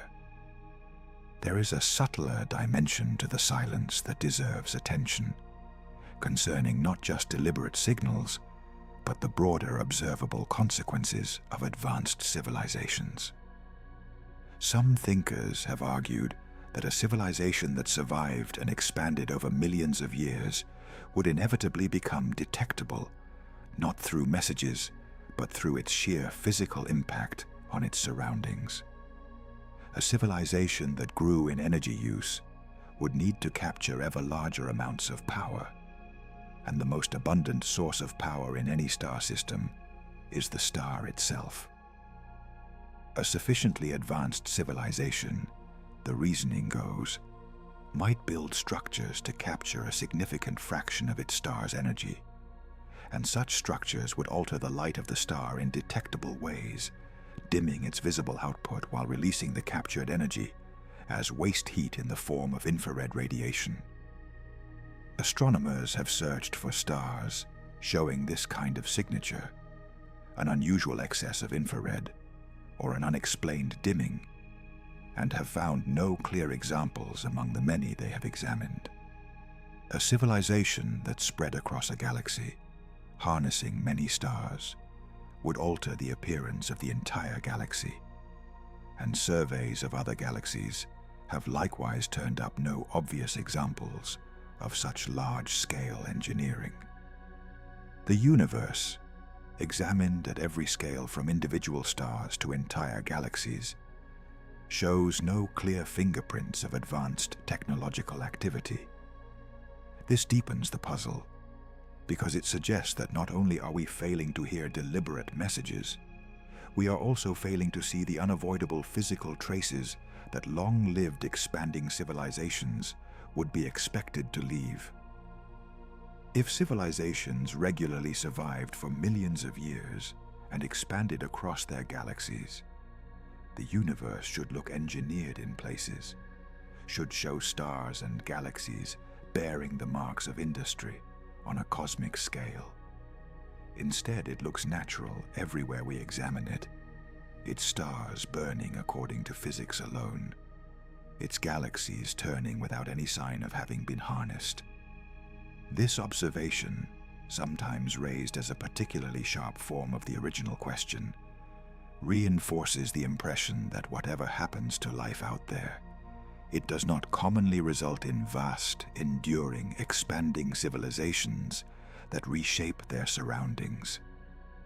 Either such civilizations do not arise, or they do not last, or they do not expand, or they expand in ways we cannot perceive. The accumulated weight of these null results, the radio silence, and the absence of visible engineering, has led some researchers to take seriously the possibility that we are, if not alone, then among the very few, perhaps the only technological civilization in our galaxy at the present time. This is not a conclusion anyone reaches eagerly, and it remains contested, but it follows naturally from combining the silence with the cautious reading of the Drake equation and the evidence of how readily worlds die. If the later factors in the equation are small, if intelligence is rare, and civilizations are short-lived, then a galaxy with no detectable neighbors is exactly what we would expect to observe, and the silence stops being a mystery and becomes a confirmation. But there is another way to interpret the silence, one that does not require civilizations to be rare or self-destructive, and it has to do with the dimension we have so far treated only in passing. That dimension is time. We have spoken of the galaxy as a place, a vast expanse of stars and planets spread across space, and we have asked why that space appears empty. But the galaxy is not only a place, it is also a duration, a history stretching back billions of years and forward into a future of comparable length. Civilizations do not merely exist somewhere, they exist somewhen. And when we account fully for the dimension of time, for the brief windows during which any given civilization might exist and broadcast against the immense backdrop of cosmic history, the silence takes on yet another possible meaning, one in which we are not alone in space so much as we are alone in time, separated from our potential neighbors, not by distance, but by the ages that divide us. To grasp how time alone could account for the silence, it helps to abandon for a moment the image of the galaxy as a snapshot, and to picture it instead as a film running across billions of years. In that film, civilizations are not fixed points but brief flashes, each appearing at some moment, persisting for a while, and then fading. The question of whether two civilizations can ever meet or even detect one another depends not only on whether they are close enough in space, but on whether they happen to overlap in time. And when you consider the scales involved, the difficulty of such overlap becomes apparent. The universe has existed for nearly 14 billion years. A civilization that remains detectable for, say, a few thousand years occupies an almost imperceptibly thin slice of that span. For two such civilizations to coexist, to both be present and detectable, at the same moment in cosmic history, their thin slices must happen to align, and the chance of alignment, when the slices are so thin and the timeline so long, is small. Think of it in terms of a single, very long day, standing in for the history of the universe. If a civilization lasts only a fraction of a second of that day, then even if many civilizations arise over the course of the day, the odds that any two of them flash at the same instant are slim. They would be spread out across the hours, each appearing and vanishing while the others are absent, the early ones long gone before the later ones arise. A visitor arriving at any given moment of the day would likely find the stage empty, not because no one ever performed, but because the performances were brief and scattered across a span so vast that they rarely coincided. This is the loneliness of time, and it is distinct from the loneliness of space. We might be surrounded, in a sense, by the places where civilizations once existed, while being separated from all of them by the simple fact that they came before us and ended before we began. This perspective reframes the dead worlds in an important way. When we imagine the galaxy full of dead worlds, we might picture them as failures, as planets that never managed to produce lasting life. But some of those dead worlds may be dead not because they failed, but because their time has simply passed. They may have hosted thriving biospheres, even civilizations that ran their natural course and ended long ago, millions or billions of years before humanity appeared. From our vantage point, looking out at the present state of the galaxy, these worlds appear silent and lifeless, and they are. But their silence is the silence of history, the quiet of a stage after the performance has ended, not the quiet of a stage on which nothing ever happened. We arrived late to a galaxy that may have already seen many acts, and we are looking at it during an intermission, or perhaps during the long quiet after the show, unaware of what came before, because the traces have faded. The brightening of stars and the limited windows of habitability we discussed earlier feed directly into this temporal loneliness. Recall that every habitable world has a window, a span of time during which conditions allow life, bounded at the start by the time needed for the planet to stabilize, and at the end by the slow heating of its aging star. These windows do not all occur at the same time. A planet around an older star may have had its window of habitability billions of years ago, opening and closing long before Earth even formed. A planet around a younger star may not have its window for billions of years yet, opening long after the sun has died. The windows are staggered across cosmic time, according to when each star formed and how it ages, and only those windows that happen to overlap with our own present moment could possibly contain civilizations we might detect. All the windows that opened and closed in the deep past, and all the windows that will open in the far future, are invisible to us, separated from our moment by the one barrier that no signal and no spacecraft can ever cross, the barrier of time itself. There is a particularly striking consequence of this when we consider the long-term future of the universe. Star formation in the universe peaked billions of years ago and has been declining ever since. But the universe will continue forming stars at a slower rate for an enormous span of time to come, and the longest-lived stars, the small, cool red dwarfs, will continue burning steadily for trillions of years, far longer than the universe has so far existed. By some reckonings, the universe is still in its early youth, and the vast majority of all the habitable time that will ever exist lies in the future, not the past. If life and civilizations are things that emerge across the full span of cosmic history, then most of them have not yet arisen, and will appear in a future so distant that we cannot imagine it. Under this view, we are not late arrivals at all. We are among the earliest, appearing near the dawn of the universe's long habitable era, with the great majority of cosmic life still ahead, waiting to emerge from stars not yet born, around planets not yet formed. The silence in this interpretation exists because we are early, because we have arrived before the galaxy has filled, ahead of the crowd rather than after it. Whether we are early or late, the conclusion regarding the silence is similar.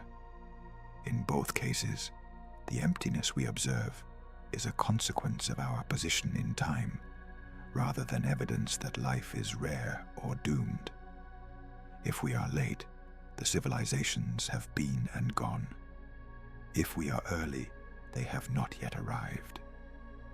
Either way, the present moment, the slice of cosmic time in which we happen to exist, may simply be a quiet one, sparsely populated, not because the universe cannot support life, but because life is spread thinly across a timeline so vast that any single moment captures only a few scattered instances, or none at all. The galaxy could produce a great abundance of life over its full history, and still appear nearly empty at any given moment, including ours. This temporal dimension also offers a gentler reading of the great filter and the fate of civilizations. It is possible that civilizations do not so much catastrophically destroy themselves as simply run their course, persisting for some characteristic span, and then ending, whether through exhaustion, transformation, gradual decline, or the eventual failure of their world. A civilization need not explode in self-destruction to vanish from detectability. It might endure for tens of thousands of years, and then, for any number of reasons, cease to broadcast, cease to expand, settle into quietness, or fade as its world's habitability wanes. From the outside, across interstellar distances and cosmic timespans, the difference between a civilization that destroyed itself and one that simply ended is invisible. Both leave silence behind. And if the characteristic span of a civilization, however it ends, is short compared to the age of the galaxy, then the temporal sparseness follows regardless of the specific cause, and the silence is explained without requiring any particular catastrophe. Yet there is something the temporal explanation leaves unresolved, a question it raises even as it answers another. If civilizations are scattered across time, brief flashes separated by long darkness, then we are left to wonder about the nature of those flashes and what becomes of the worlds that produced them. We have spoken of biospheres ending and atmospheres failing and civilizations fading, but we have treated these as events within our single universe, governed by the physics and chemistry we know. The dead worlds we have considered are all worlds like the ones we can see, planets of rock and water and air, subject to the same laws that govern Earth and Mars and Venus. But some of the deepest thinking about why the universe appears as it does, and about why life might be rare or fragile or precariously balanced, reaches beyond the single universe entirely. It suggests that the universe we inhabit, with all its stars and dead worlds, may itself be only one instance among an unimaginable multitude, and that to truly understand the prevalence of life and death across reality, we must consider the possibility that reality is far larger and far stranger than a single universe, that our cosmos of dead worlds is itself perhaps one dead or living world, among countless others on a scale we are only beginning to contemplate. The idea that our universe might be one among many is not, as it might first appear, a flight of pure imagination. It arises naturally from several different lines of serious scientific thinking, and although it remains unconfirmed and deeply contested, it is taken seriously by physicists precisely because it emerges from the mathematics of our best theories, rather than being imposed upon them from outside. To understand why scientists entertain the possibility of other universes, we have to look at where these theories point when followed to their conclusions. And we have to be careful to distinguish the genuine scientific proposals from the looser uses of the term that have spread through popular culture. The notion of parallel universes is not a single idea, but a family of distinct ideas, arising from different areas of physics, each proposing a different kind of multiplicity and resting on different reasoning. The first, and perhaps most direct route to other universes, comes from cosmology, from our understanding of how the universe began and expanded.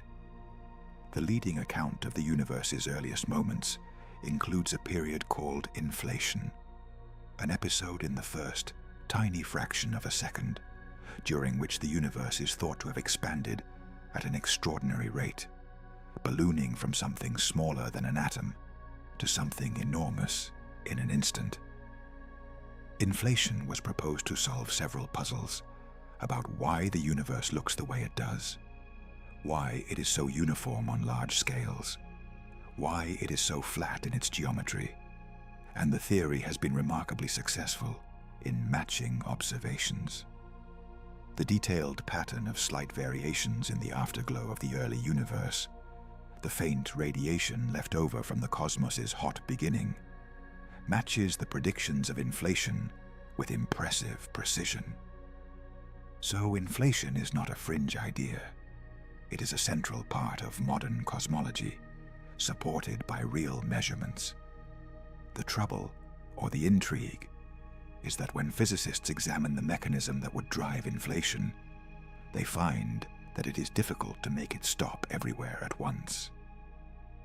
In many versions of the theory, inflation ends in some regions, which settle down to become universes like ours, while it continues in other regions, which keep expanding at the furious inflationary rate. Within those still inflating regions, new pockets stop inflating and become their own universes, while the space between them keeps expanding, generating still more pockets. The process, once started, may never fully end. It would continue producing new universes endlessly, each one a bubble that stops inflating and settles into its own existence, surrounded by an eternally inflating background that keeps spawning more bubbles.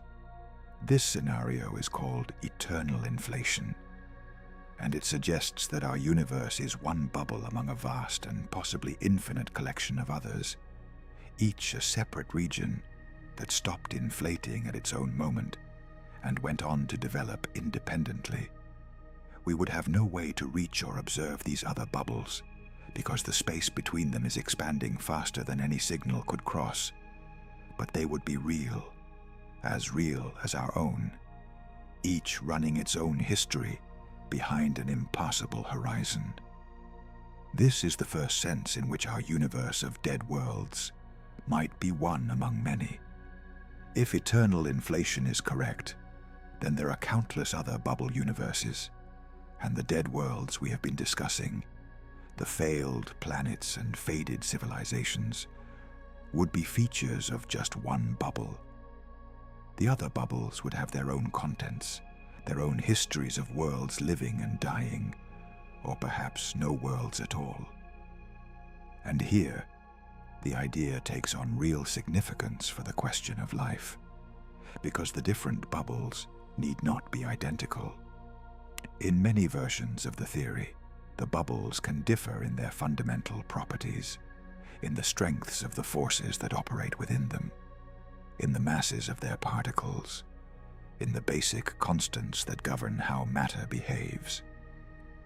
Each bubble, when it stops inflating and settles, may settle into a slightly or drastically different configuration of physical law. Some bubbles might have physics much like ours. Others might have physics so different that they contain no stars, no atoms, nothing resembling the structures that life requires. This brings us to the second major line of thinking that points toward a multiplicity of universes, which comes not from cosmology, but from the strange observation that the laws of our own universe appear to be remarkably well suited to the existence of complex structures, and indeed to life. The fundamental constants of nature, the numbers that set the strengths of the forces and the properties of the particles, could in principle have taken a wide range of values, and for most of those values, a universe would be barren. If the force that binds atomic nuclei were slightly different, stars could not produce the elements that life requires, or could not shine steadily for billions of years. If the force of gravity were much stronger, the universe might have collapsed before structures could form, or stars might burn out too quickly. If the energy that drives the expansion of space, the property we observe as the acceleration of the cosmos, were much larger, galaxies could never have formed, because matter would have been pulled apart before it could gather. Across a whole set of these fundamental quantities, the values we observe sit within narrow ranges that permit the formation of stars, galaxies, chemistry, and ultimately, life. Step outside those ranges, and you get a universe of unstructured chaos or featureless emptiness, a universe with no possibility of complexity at all. This apparent fine-tuning of the constants has long puzzled physicists. There seem to be only a few possible explanations. One is that the constants must have the values they have, for some deep reason we do not yet understand, that a future theory will show that these were the only values possible, and that the appearance of tuning is an illusion arising from our ignorance. Another is that the tuning reflects intention, a deliberate setting of the dials, which moves the question outside the realm of physics. And a third explanation, the one that connects to the multiplicity of universes, is that there are many universes with many different sets of constants, the vast majority of them barren, and that we find ourselves in one of the rare universes where the constants happen to permit life for the simple reason that we could not exist in any of the others.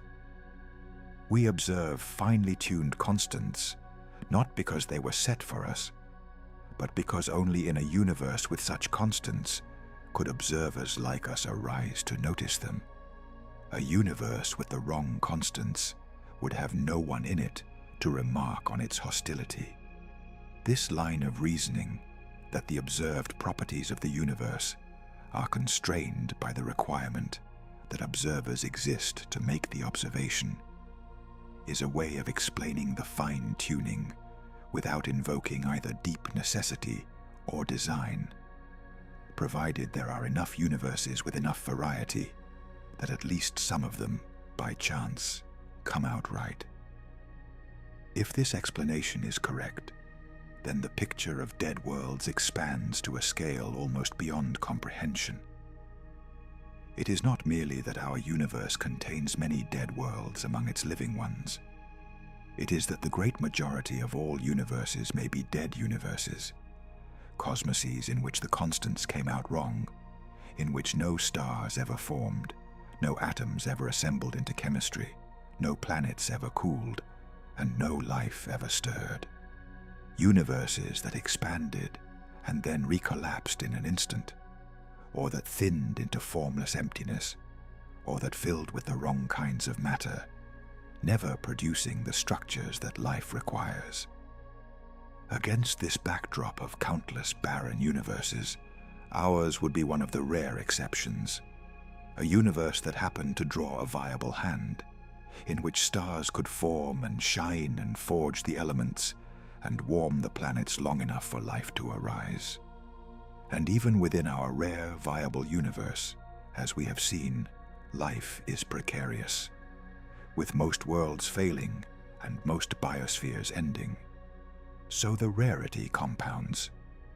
A rare living universe, sparsely populated with rare living worlds, themselves briefly inhabited before falling silent. The graveyard extends from the scale of planets all the way up to the scale of universes themselves, with the living instances scattered thinly at every level, surrounded by far greater multitudes of the dead and the barren.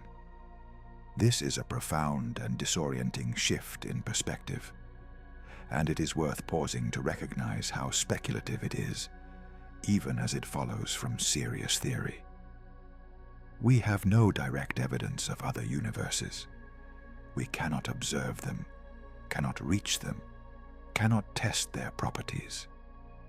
The arguments for their existence are indirect, drawn from the implications of inflation and from the puzzle of fine-tuning. And there are physicists who doubt them, who suspect that a deeper understanding will dissolve the need for a multiplicity of universes altogether. The multiverse, in all its forms, remains a hypothesis at the frontier of physics, not an established fact.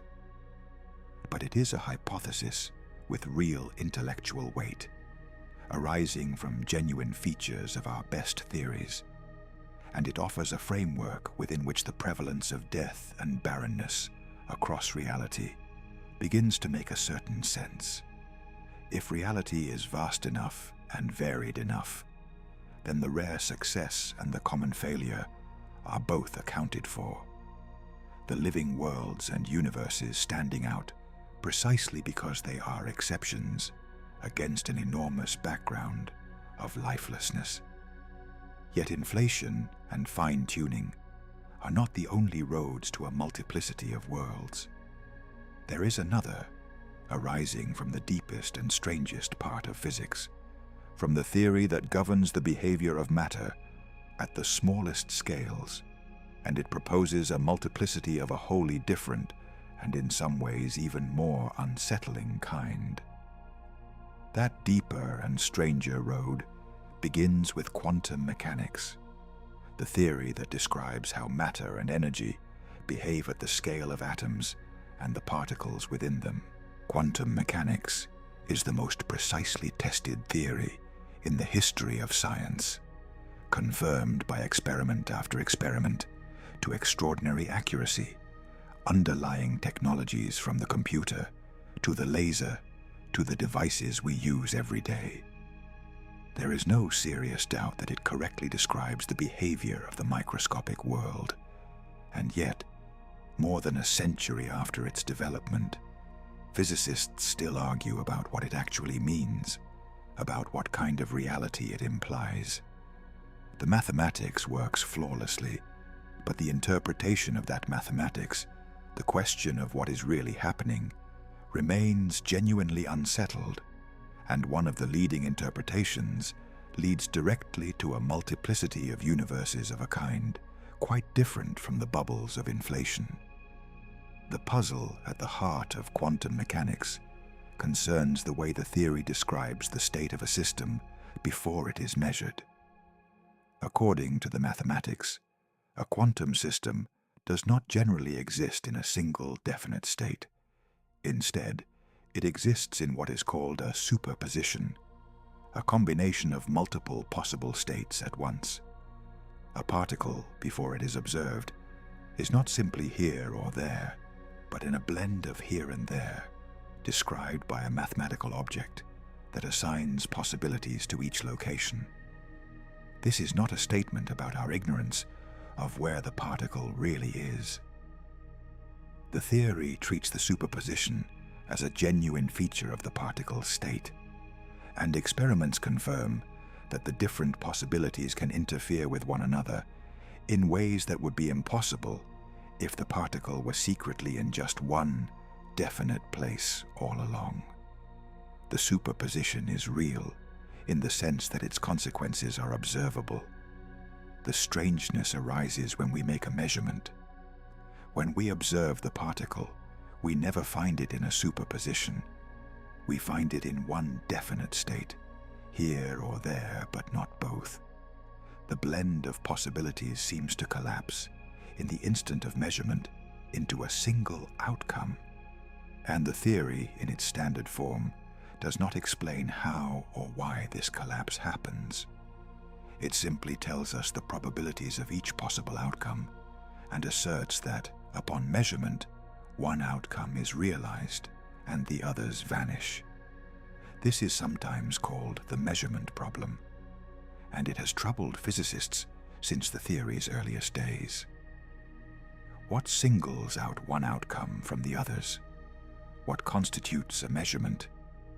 Why should observation cause the smooth, deterministic evolution of the superposition to give way to a sudden, random jump to a single result? The standard approach offers no mechanism, only a recipe that works for predicting experimental outcomes while remaining silent about what is physically occurring. One response to this problem, proposed in the 1950s, takes a bold and economical step. It suggests that the collapse never happens at all. The superposition does not reduce to a single outcome upon measurement. Instead, all the outcomes occur each in its own branch of reality. When a measurement is made, the universe does not select one result and discard the others. It divides, splitting into multiple versions, one for each possible outcome, with each version equally real and each containing a copy of the observer who sees that particular result. In one branch, the particle is found here, and the observer in that branch sees it here. In another branch, the particle is found there, and the observer in that branch sees it there. Both observers are real. Both are descendants of the same original observer, and neither is aware of the other. The single observer, in the act of measurement, becomes many, each in a separate branch, each convinced that their outcome was the one that happened. This is the many worlds interpretation of quantum mechanics, and it resolves the measurement problem by denying that there is any collapse to resolve. The mathematics is taken at face value. All possibilities are realized, and the universe continually branches into an ever-growing multiplicity of versions, one for each way that quantum events could turn out. If this interpretation is correct, and it is held seriously by a significant number of physicists, then the implications for our subject are staggering. Every quantum event, and there are countless quantum events happening at every moment throughout the universe, splits reality into branches. The number of branches grows without limit, an ever-expanding tree of possibilities, each branch a fully real universe, differing from its siblings in the outcomes of quantum events. Within this picture, every possibility that can happen does happen somewhere in the branching structure. Every way that things could have gone, they did go, in some branch. And this includes every possible history of every world. There are branches in which a given planet developed life, and branches in which the same planet remained sterile, depending on how the relevant quantum events unfolded during its history. There are branches in which a civilization survived a catastrophe, and branches in which it perished, depending on the chance outcomes that tipped events one way or another. This casts the dead worlds in a new and peculiar light. In the many worlds picture, a planet that died in our branch may be alive in another, and a planet that thrives in our branch may be dead in countless others. The fate of every world is not a single outcome, but a vast spread of outcomes distributed across the branches. Earth itself, in this view, has died innumerable deaths in innumerable branches, struck by asteroids that missed us in our branch, consumed by catastrophes we happened to avoid, sterilized by events that, by the chance outcomes of quantum mechanics, did not befall us here. We exist in a branch where the relevant events happen to permit our continued existence, but that is not because our survival was assured. It is because, among the branching multiplicity, there are branches where we survived, and we necessarily find ourselves in one of them, just as we necessarily find ourselves in a universe whose constants permit life. We could not observe a branch in which Earth had been sterilized before we evolved, because in that branch there would be no us to observe it. There is a thread of reasoning that follows from this, sometimes discussed in connection with survival and catastrophe, which holds that an observer will always find themselves in a branch where they continue to exist, simply because the branches where they cease to exist contain no version of them to notice. This line of thought, while logically intriguing, ventures into territory that is difficult to test or even to reason about clearly, and it should be held at arm's length. But the basic structure of the many worlds idea, that quantum events generate branching realities in which all possibilities are realized, is a genuine and serious interpretation of our best physical theory, not a fringe speculation. And it implies a multiplicity of universes vastly more populous and intimate than the bubbles of inflation.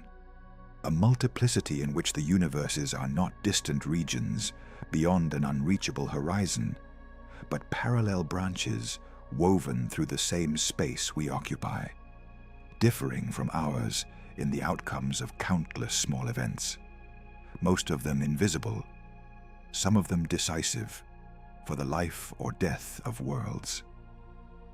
It is important to recognize that the many worlds interpretation and the bubble universes of inflation are different ideas, arising from different theories and proposing different kinds of multiplicity. The bubbles of inflation are separate regions of space, vast and distant, each potentially with its own physical constants, generated by the never-ending expansion of an inflating background. The branches of many worlds are parallel versions of reality, generated by the resolution of quantum possibilities, differing not necessarily in their fundamental laws, but in the outcomes of chance events.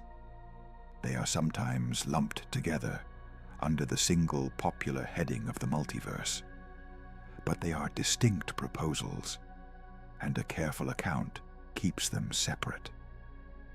It is conceivable that both are true, that reality consists of countless bubble universes, each of which is itself continually branching into quantum worlds, a multiplicity of multiplicities, layered upon one another in a structure of almost incomprehensible vastness. Or it is possible that neither is true, that some deeper theory will replace both with a single universe after all. We do not know. What both ideas share, for our purposes, is the suggestion that the death and silence we observe in our own universe may be a local feature of a far larger reality, and that the prevalence of dead worlds may be matched somewhere in the multiplicity by living ones, just as the prevalence of barren universes may be matched by the rare fertile ones, of which ours is an example. The graveyard of worlds we see when we look out at our galaxy would then be one graveyard among an unfathomable number, some fuller, some emptier, some teeming with life in configurations we cannot imagine, all of them sealed away from us by horizons we cannot cross, whether the horizon of inflationary expansion or the separation of quantum branches. And this raises a question that brings the speculation back towards something we might one day investigate. If other universes exist in any of these forms, is there any conceivable way that the life or death of one could leave a trace detectable in another, any echo of a distant cosmos that we might someday learn to read? That deeper and stranger road begins with quantum mechanics, the theory that describes how matter and energy behave at the scale of atoms and the particles within them. Quantum mechanics is the most precisely tested theory in the history of science, confirmed by experiment after experiment to extraordinary accuracy, underlying technologies from the computer to the laser to the devices we use every day. There is no serious doubt that it correctly describes the behavior of the microscopic world. And yet, more than a century after its development, physicists still argue about what it actually means, about what kind of reality it implies.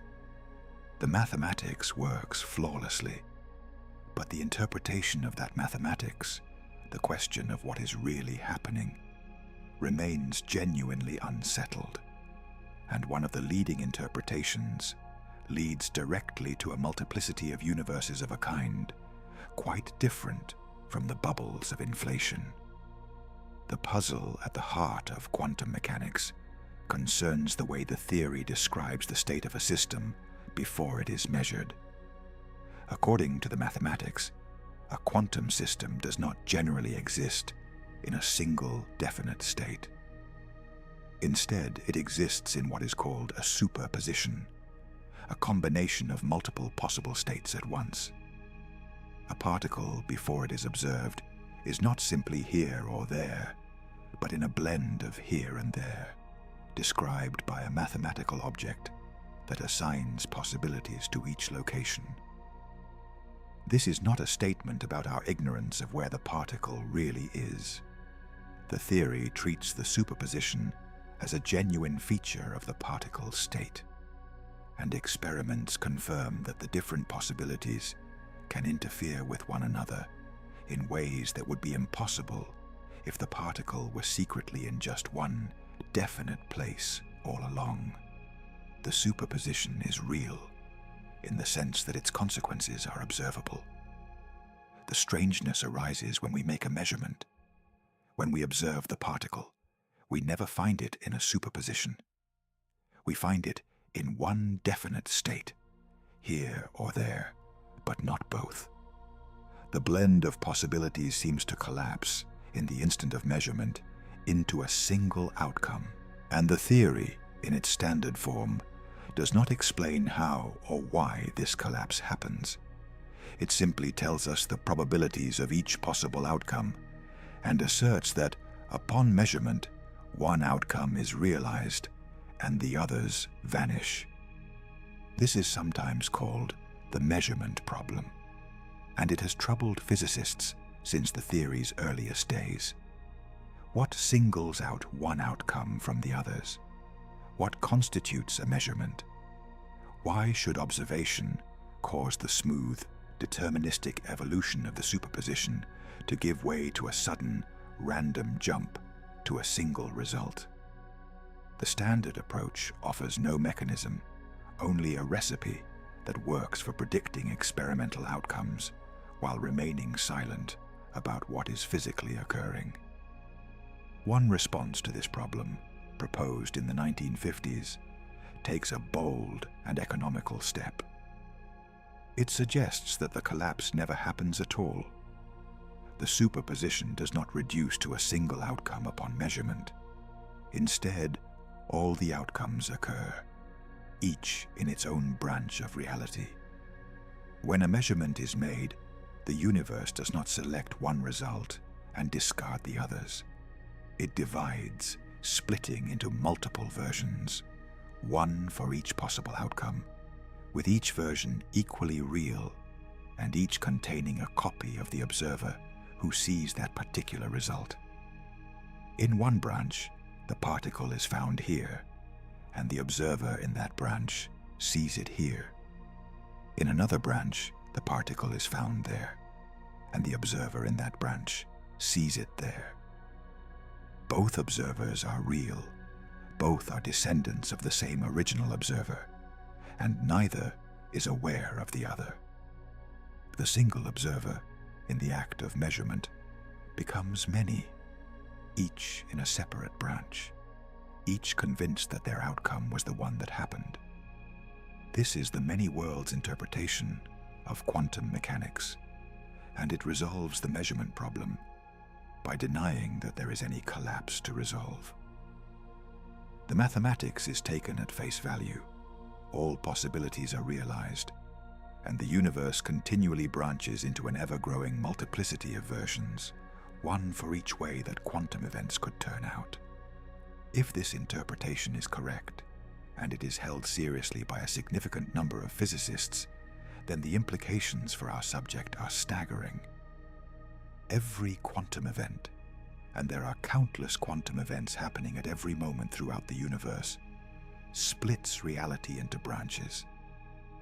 The number of branches grows without limit, an ever-expanding tree of possibilities, each branch a fully real universe, differing from its siblings in the outcomes of quantum events. Within this picture, every possibility that can happen does happen, somewhere in the branching structure. Every way that things could have gone, they did go in some branch. And this includes every possible history of every world. There are branches in which a given planet developed life, and branches in which the same planet remained sterile, depending on how the relevant quantum events unfolded during its history. There are branches in which a civilization survived a catastrophe, and branches in which it perished, depending on the chance outcomes that tipped events one way or another. This casts the dead worlds in a new and peculiar light. In the many worlds picture, a planet that died in our branch may be alive in another, and a planet that thrives in our branch may be dead in countless others. The fate of every world is not a single outcome, but a vast spread of outcomes distributed across the branches. Earth itself, in this view, has died innumerable deaths in innumerable branches, struck by asteroids that missed us in our branch, consumed by catastrophes we happened to avoid, sterilized by events that, by the chance outcomes of quantum mechanics, did not befall us here. We exist in a branch where the relevant events happen to permit our continued existence. But that is not because our survival was assured. It is because, among the branching multiplicity, there are branches where we survived, and we necessarily find ourselves in one of them, just as we necessarily find ourselves in a universe whose constants permit life. We could not observe a branch in which Earth had been sterilized before we evolved, because in that branch there would be no us to observe it. There is a thread of reasoning that follows from this, sometimes discussed in connection with survival and catastrophe, which holds that an observer will always find themselves in a branch where they continue to exist, simply because the branches where they cease to exist contain no version of them to notice. This line of thought, while logically intriguing, ventures into territory that is difficult to test, or even to reason about clearly, and it should be held at arm's length. But the basic structure of the many worlds idea, that quantum events generate branching realities in which all possibilities are realized, is a genuine and serious interpretation of our best physical theory, not a fringe speculation. And it implies a multiplicity of universes vastly more populous and intimate than the bubbles of inflation, a multiplicity in which the universes are not distant regions beyond an unreachable horizon, but parallel branches woven through the same space we occupy, differing from ours in the outcomes of countless small events, most of them invisible, some of them decisive for the life or death of worlds. It is important to recognize that the many worlds interpretation and the bubble universes of inflation are different ideas, arising from different theories and proposing different kinds of multiplicity.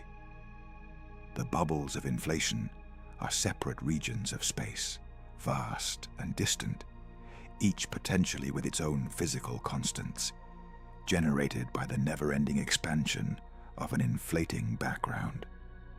The branches of many worlds are parallel versions of reality, generated by the resolution of quantum possibilities, differing not necessarily in their fundamental laws, but in the outcomes of chance events. They are sometimes lumped together under the single popular heading of the multiverse, but they are distinct proposals, and a careful account keeps them separate. It is conceivable that both are true, that reality consists of countless bubble universes, each of which is itself continually branching into quantum worlds, a multiplicity of multiplicities layered upon one another in a structure of almost incomprehensible vastness. Or it is possible that neither is true, that some deeper theory will replace both with a single universe after all. We do not know. What both ideas share for our purposes is the suggestion that the death and silence we observe in our own universe may be a local feature of a far larger reality, and that the prevalence of dead worlds may be matched somewhere in the multiplicity by living ones, just as the prevalence of barren universes may be matched by the rare fertile ones, of which ours is an example. The graveyard of worlds we see when we look out at our galaxy would then be one graveyard among an unfathomable number, some fuller, some emptier, some teeming with life in configurations we cannot imagine, all of them sealed away from us by horizons we cannot cross, whether the horizon of inflationary expansion or the separation of quantum branches. And this raises a question that brings the speculation back towards something we might one day investigate. If other universes exist, in any of these forms, is there any conceivable way that the life or death of one could leave a trace detectable in another? Any echo of a distant cosmos that we might someday learn to read? The honest answer to whether we could detect such echoes is that the prospects range from extremely difficult to impossible. But the question is worth pursuing carefully, because the boundary between the forever unknowable and the merely very hard is exactly where science makes its most surprising advances.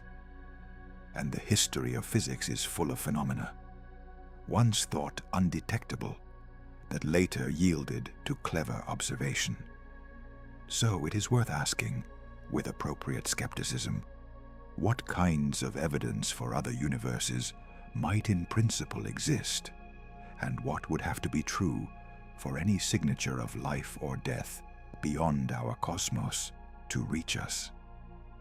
The different versions of the multiverse offer different answers, and most of them are discouraging, but not all of them are entirely closed. Consider first the bubble universes of eternal inflation. These are separated from us by space that is expanding faster than light can traverse it, which means that in the ordinary course of things, no signal from another bubble could ever reach us. The expansion of the space between bubbles outpaces anything traveling through that space, sealing each bubble within its own horizon. But there is one conceivable exception that physicists have explored. If our bubble, early in its history, happened to collide with a neighboring bubble, the collision might have left a mark, a disturbance imprinted on the structure of our universe at the moment of impact, before the bubbles were carried apart by the ongoing expansion. Such a collision would be expected to leave a particular kind of signature in the afterglow of the early universe, the faint radiation that fills all of space and preserves a picture of the cosmos as it was shortly after its beginning. A bubble collision might produce a circular pattern, a disc-shaped region with distinctive properties, a bruise upon the early universe, marking where another cosmos pressed against ours. Astronomers have actually searched the radiation of the early universe for such patterns, examining the data for the circular signatures that bubble collisions would produce.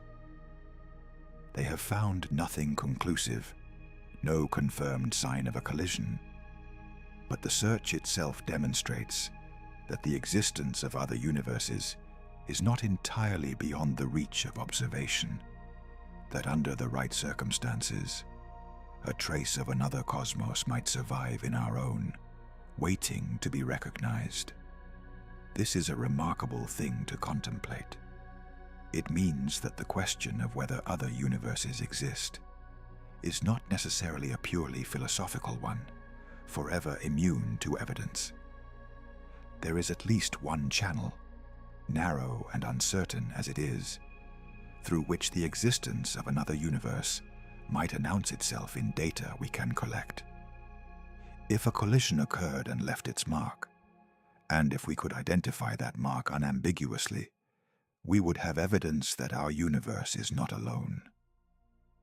We would not learn much about the other universe from such a collision, certainly nothing about whether it contained life or death.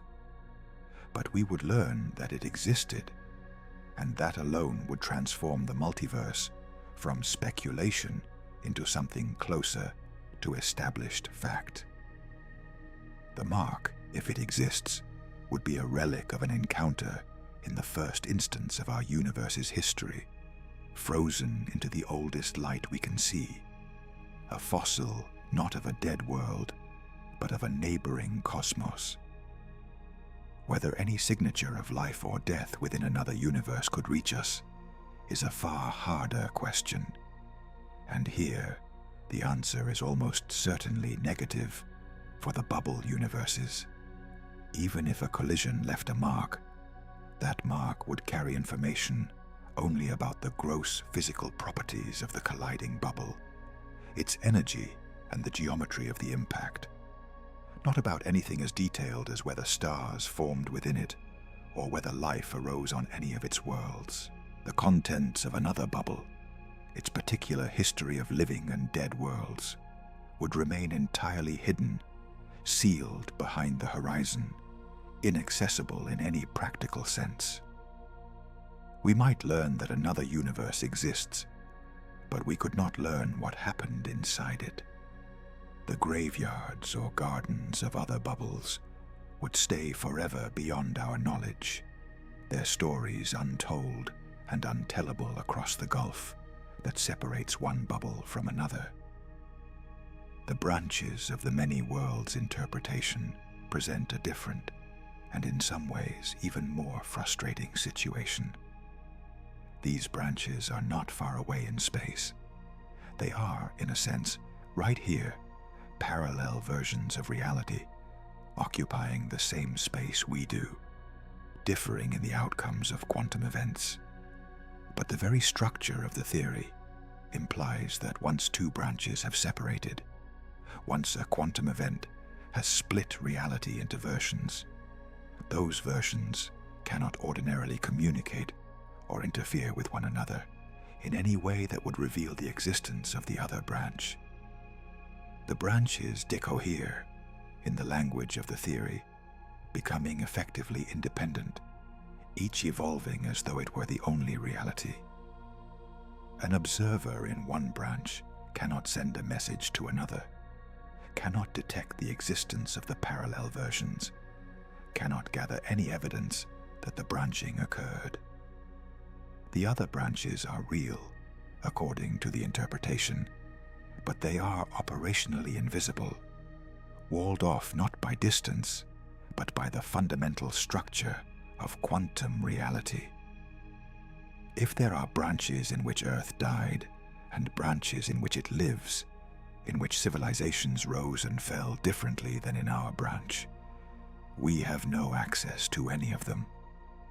We are confined to our single thread through the branching tree, aware of only one outcome at each juncture, the others lost to us completely. This points to a deep and somewhat sobering feature of all these multiverse ideas. Whether the other universes are bubbles beyond an inflationary horizon or branches in a quantum tree, they are, with the narrow possible exception of bubble collisions, beyond our observation. The multiverse, if it exists, is largely a realm we can reason about, but not visit, infer, but not inspect. The dead worlds and living worlds of other universes, the alternative histories and the barren cosmoses, exist, if they exist, in a permanent quarantine from our instruments. We can construct theories that imply their existence, and we can occasionally search for indirect hints like bubble collisions, but the great mass of what the multiverse would contain is sealed away from empirical reach. This is one reason the multiverse remains contested among physicists, a hypothesis that cannot, in most of its content, be tested, sits uneasily within a science built on testability. And there are serious researchers who regard the multiverse, for this reason, as lying at or beyond the boundary of legitimate physics, a set of ideas that may be true, but that cannot be confirmed or refuted in the usual way. Yet there is a subtler way in which the multiverse, even if its other members remain invisible, could leave an imprint we might read. and it returns us to the fine-tuning of the constants. If our universe is one among many with varying constants, then the specific values we observe should be, in a statistical sense, typical of the values that permit observers like us to exist. Physicists have attempted to use this reasoning to make predictions, to calculate what values of certain constants we should expect to measure if we are a typical observer in a multiverse with a range of values. In at least one notable case, concerning the energy that drives the acceleration of the universe's expansion, this kind of reasoning produced an estimate in the right general range before the quantity was precisely measured, an estimate that conventional theory had struggled to explain. This is far from proof of the multiverse, and the reasoning involved is subtle and disputed, but it illustrates that the multiverse hypothesis is not entirely empty of testable consequences. The distribution of universes, if it exists, might shape the values we observe in our own, and by examining whether those values match what a multiverse would predict, we might gather indirect evidence for the existence of the others, even though we can never see them directly. So the situation is not one of complete darkness, but it is close to it. We can imagine narrow channels through which the existence of other universes might be inferred, the bruise of a bubble collision in the early light, the statistical fingerprint of a varied ensemble in the values of our constants. But the detailed contents of those other universes, the living and dead worlds they contain, the histories that played out within them, remain beyond any conceivable observation. We are left to reason about a vast reality of which we can perceive only our own small portion, to infer the existence of countless other cosmoses while remaining unable to witness any of them, to suspect that the death and silence we observe around us is mirrored and perhaps outweighed by life elsewhere in the multiplicity, without any way to confirm whether that life exists. It is a peculiar kind of knowledge, this reasoning toward the unobservable, and it forces us to confront the limits of what we can ever hope to learn. But it also turns our attention back toward the one universe we can study, and toward the question of what, within our own reach, the dead worlds can actually tell us, and whether anything of a world that has died can ever truly endure. Turning back from the unreachable multiverse to our own observable cosmos, we arrive at a question that is both more modest and more answerable. What actually remains of a world after its life has ended? And how long can any record of that life persist? This matters because the entire premise of a universe full of dead worlds rests on the idea that worlds which once held life can be distinguished, at least in principle, from worlds that never did. If life leaves no lasting trace, then a dead living world and a world that was always sterile would be indistinguishable, and the graveyard would be invisible, not because it is empty, but because the headstones have all eroded away. So we must ask what life leaves behind, how durable those remains are, and whether we could ever read them across the distances that separate the worlds. On Earth, we know that life leaves abundant traces because we read them constantly.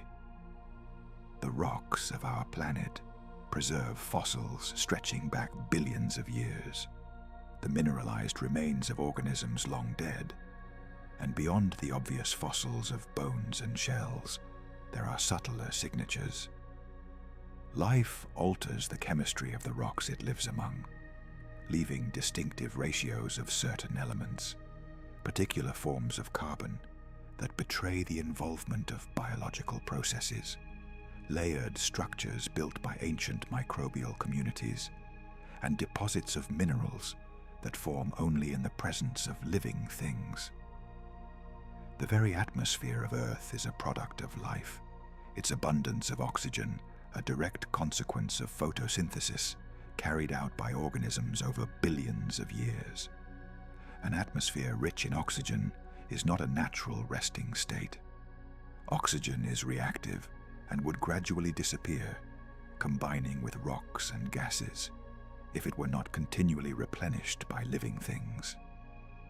The presence of so much oxygen in Earth's air is itself a sign of life, a signature that could, in principle, be detected from a great distance by an observer examining the light that passes through or reflects from our atmosphere.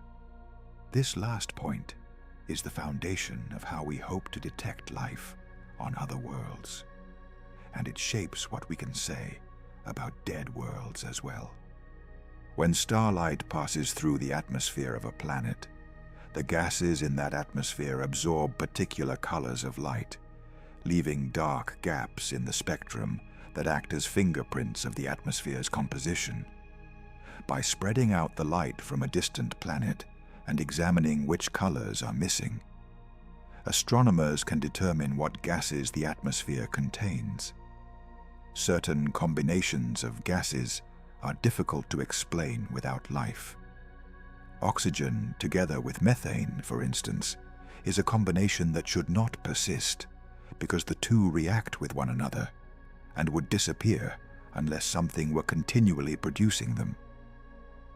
The simultaneous presence of gases that ought to destroy each other suggests an active source, a biosphere replenishing them.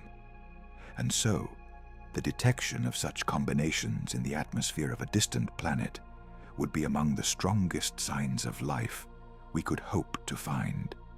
These telltale gases are called biosignatures, and the search for them in the atmospheres of distant planets is one of the central goals of the next generation of astronomical instruments.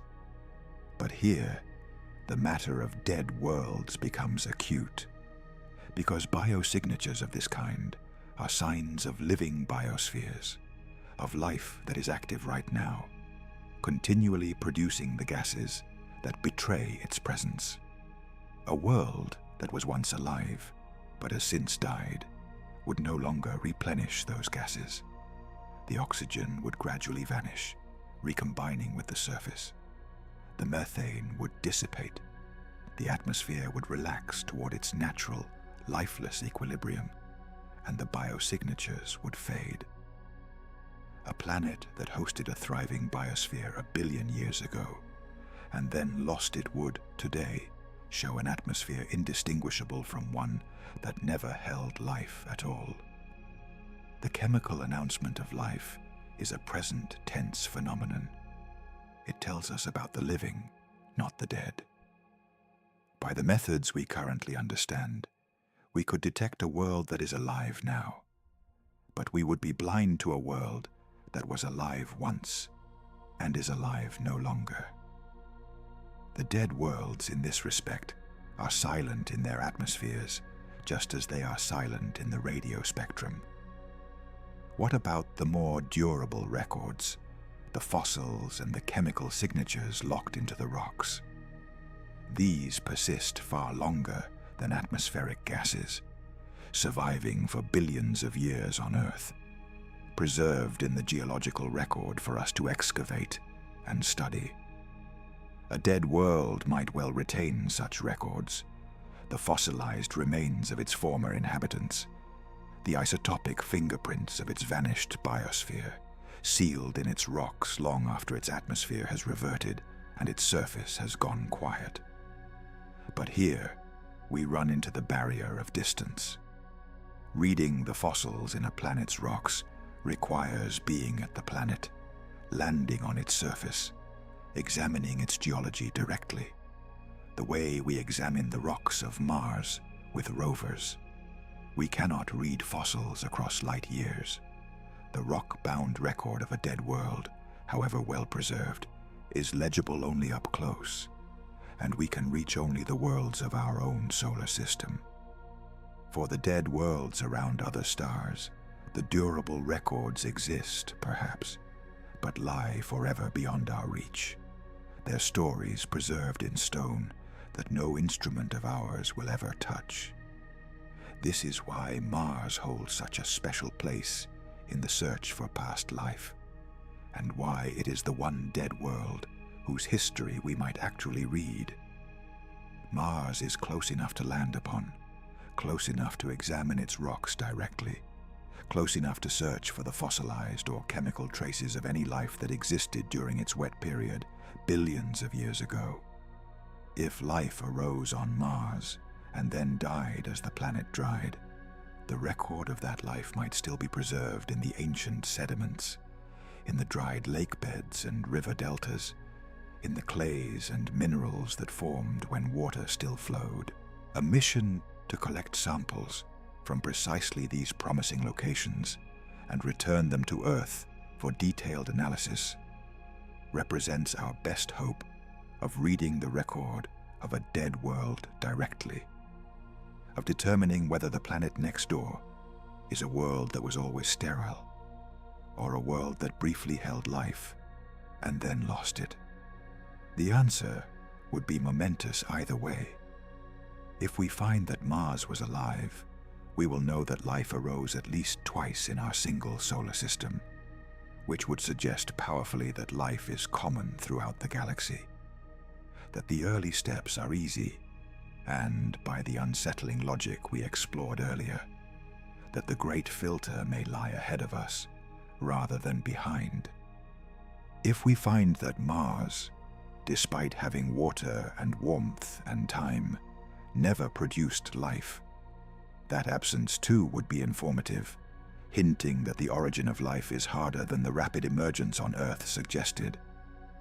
There is a longer-term perspective on what remains as well, one that extends beyond fossils to the ultimate fate of all records.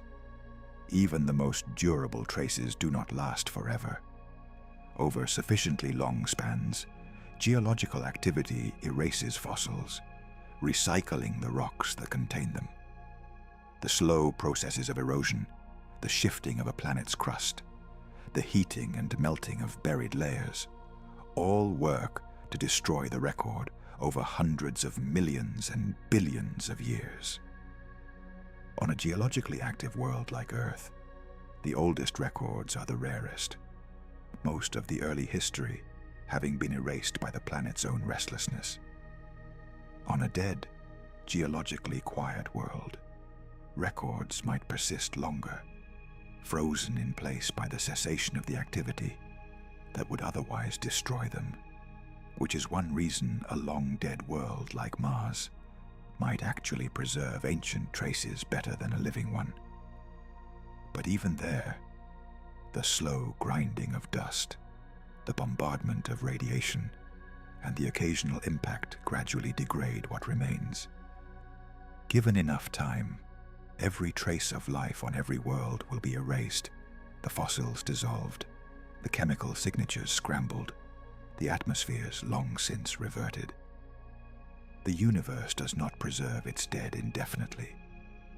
The graveyard is itself slowly being erased, its monuments worn away by the same indifferent processes that wear away mountains and scatter the light of dying stars.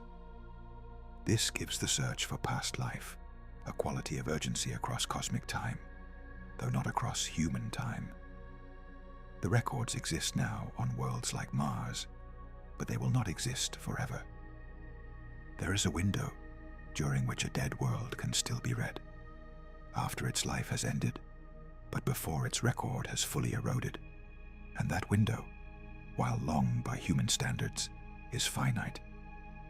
We happen to exist during such a window for Mars, able to reach out and examine a record that is billions of years old, but not yet entirely gone. Whether we will read that record correctly, whether we will find life or its absence, remains to be seen.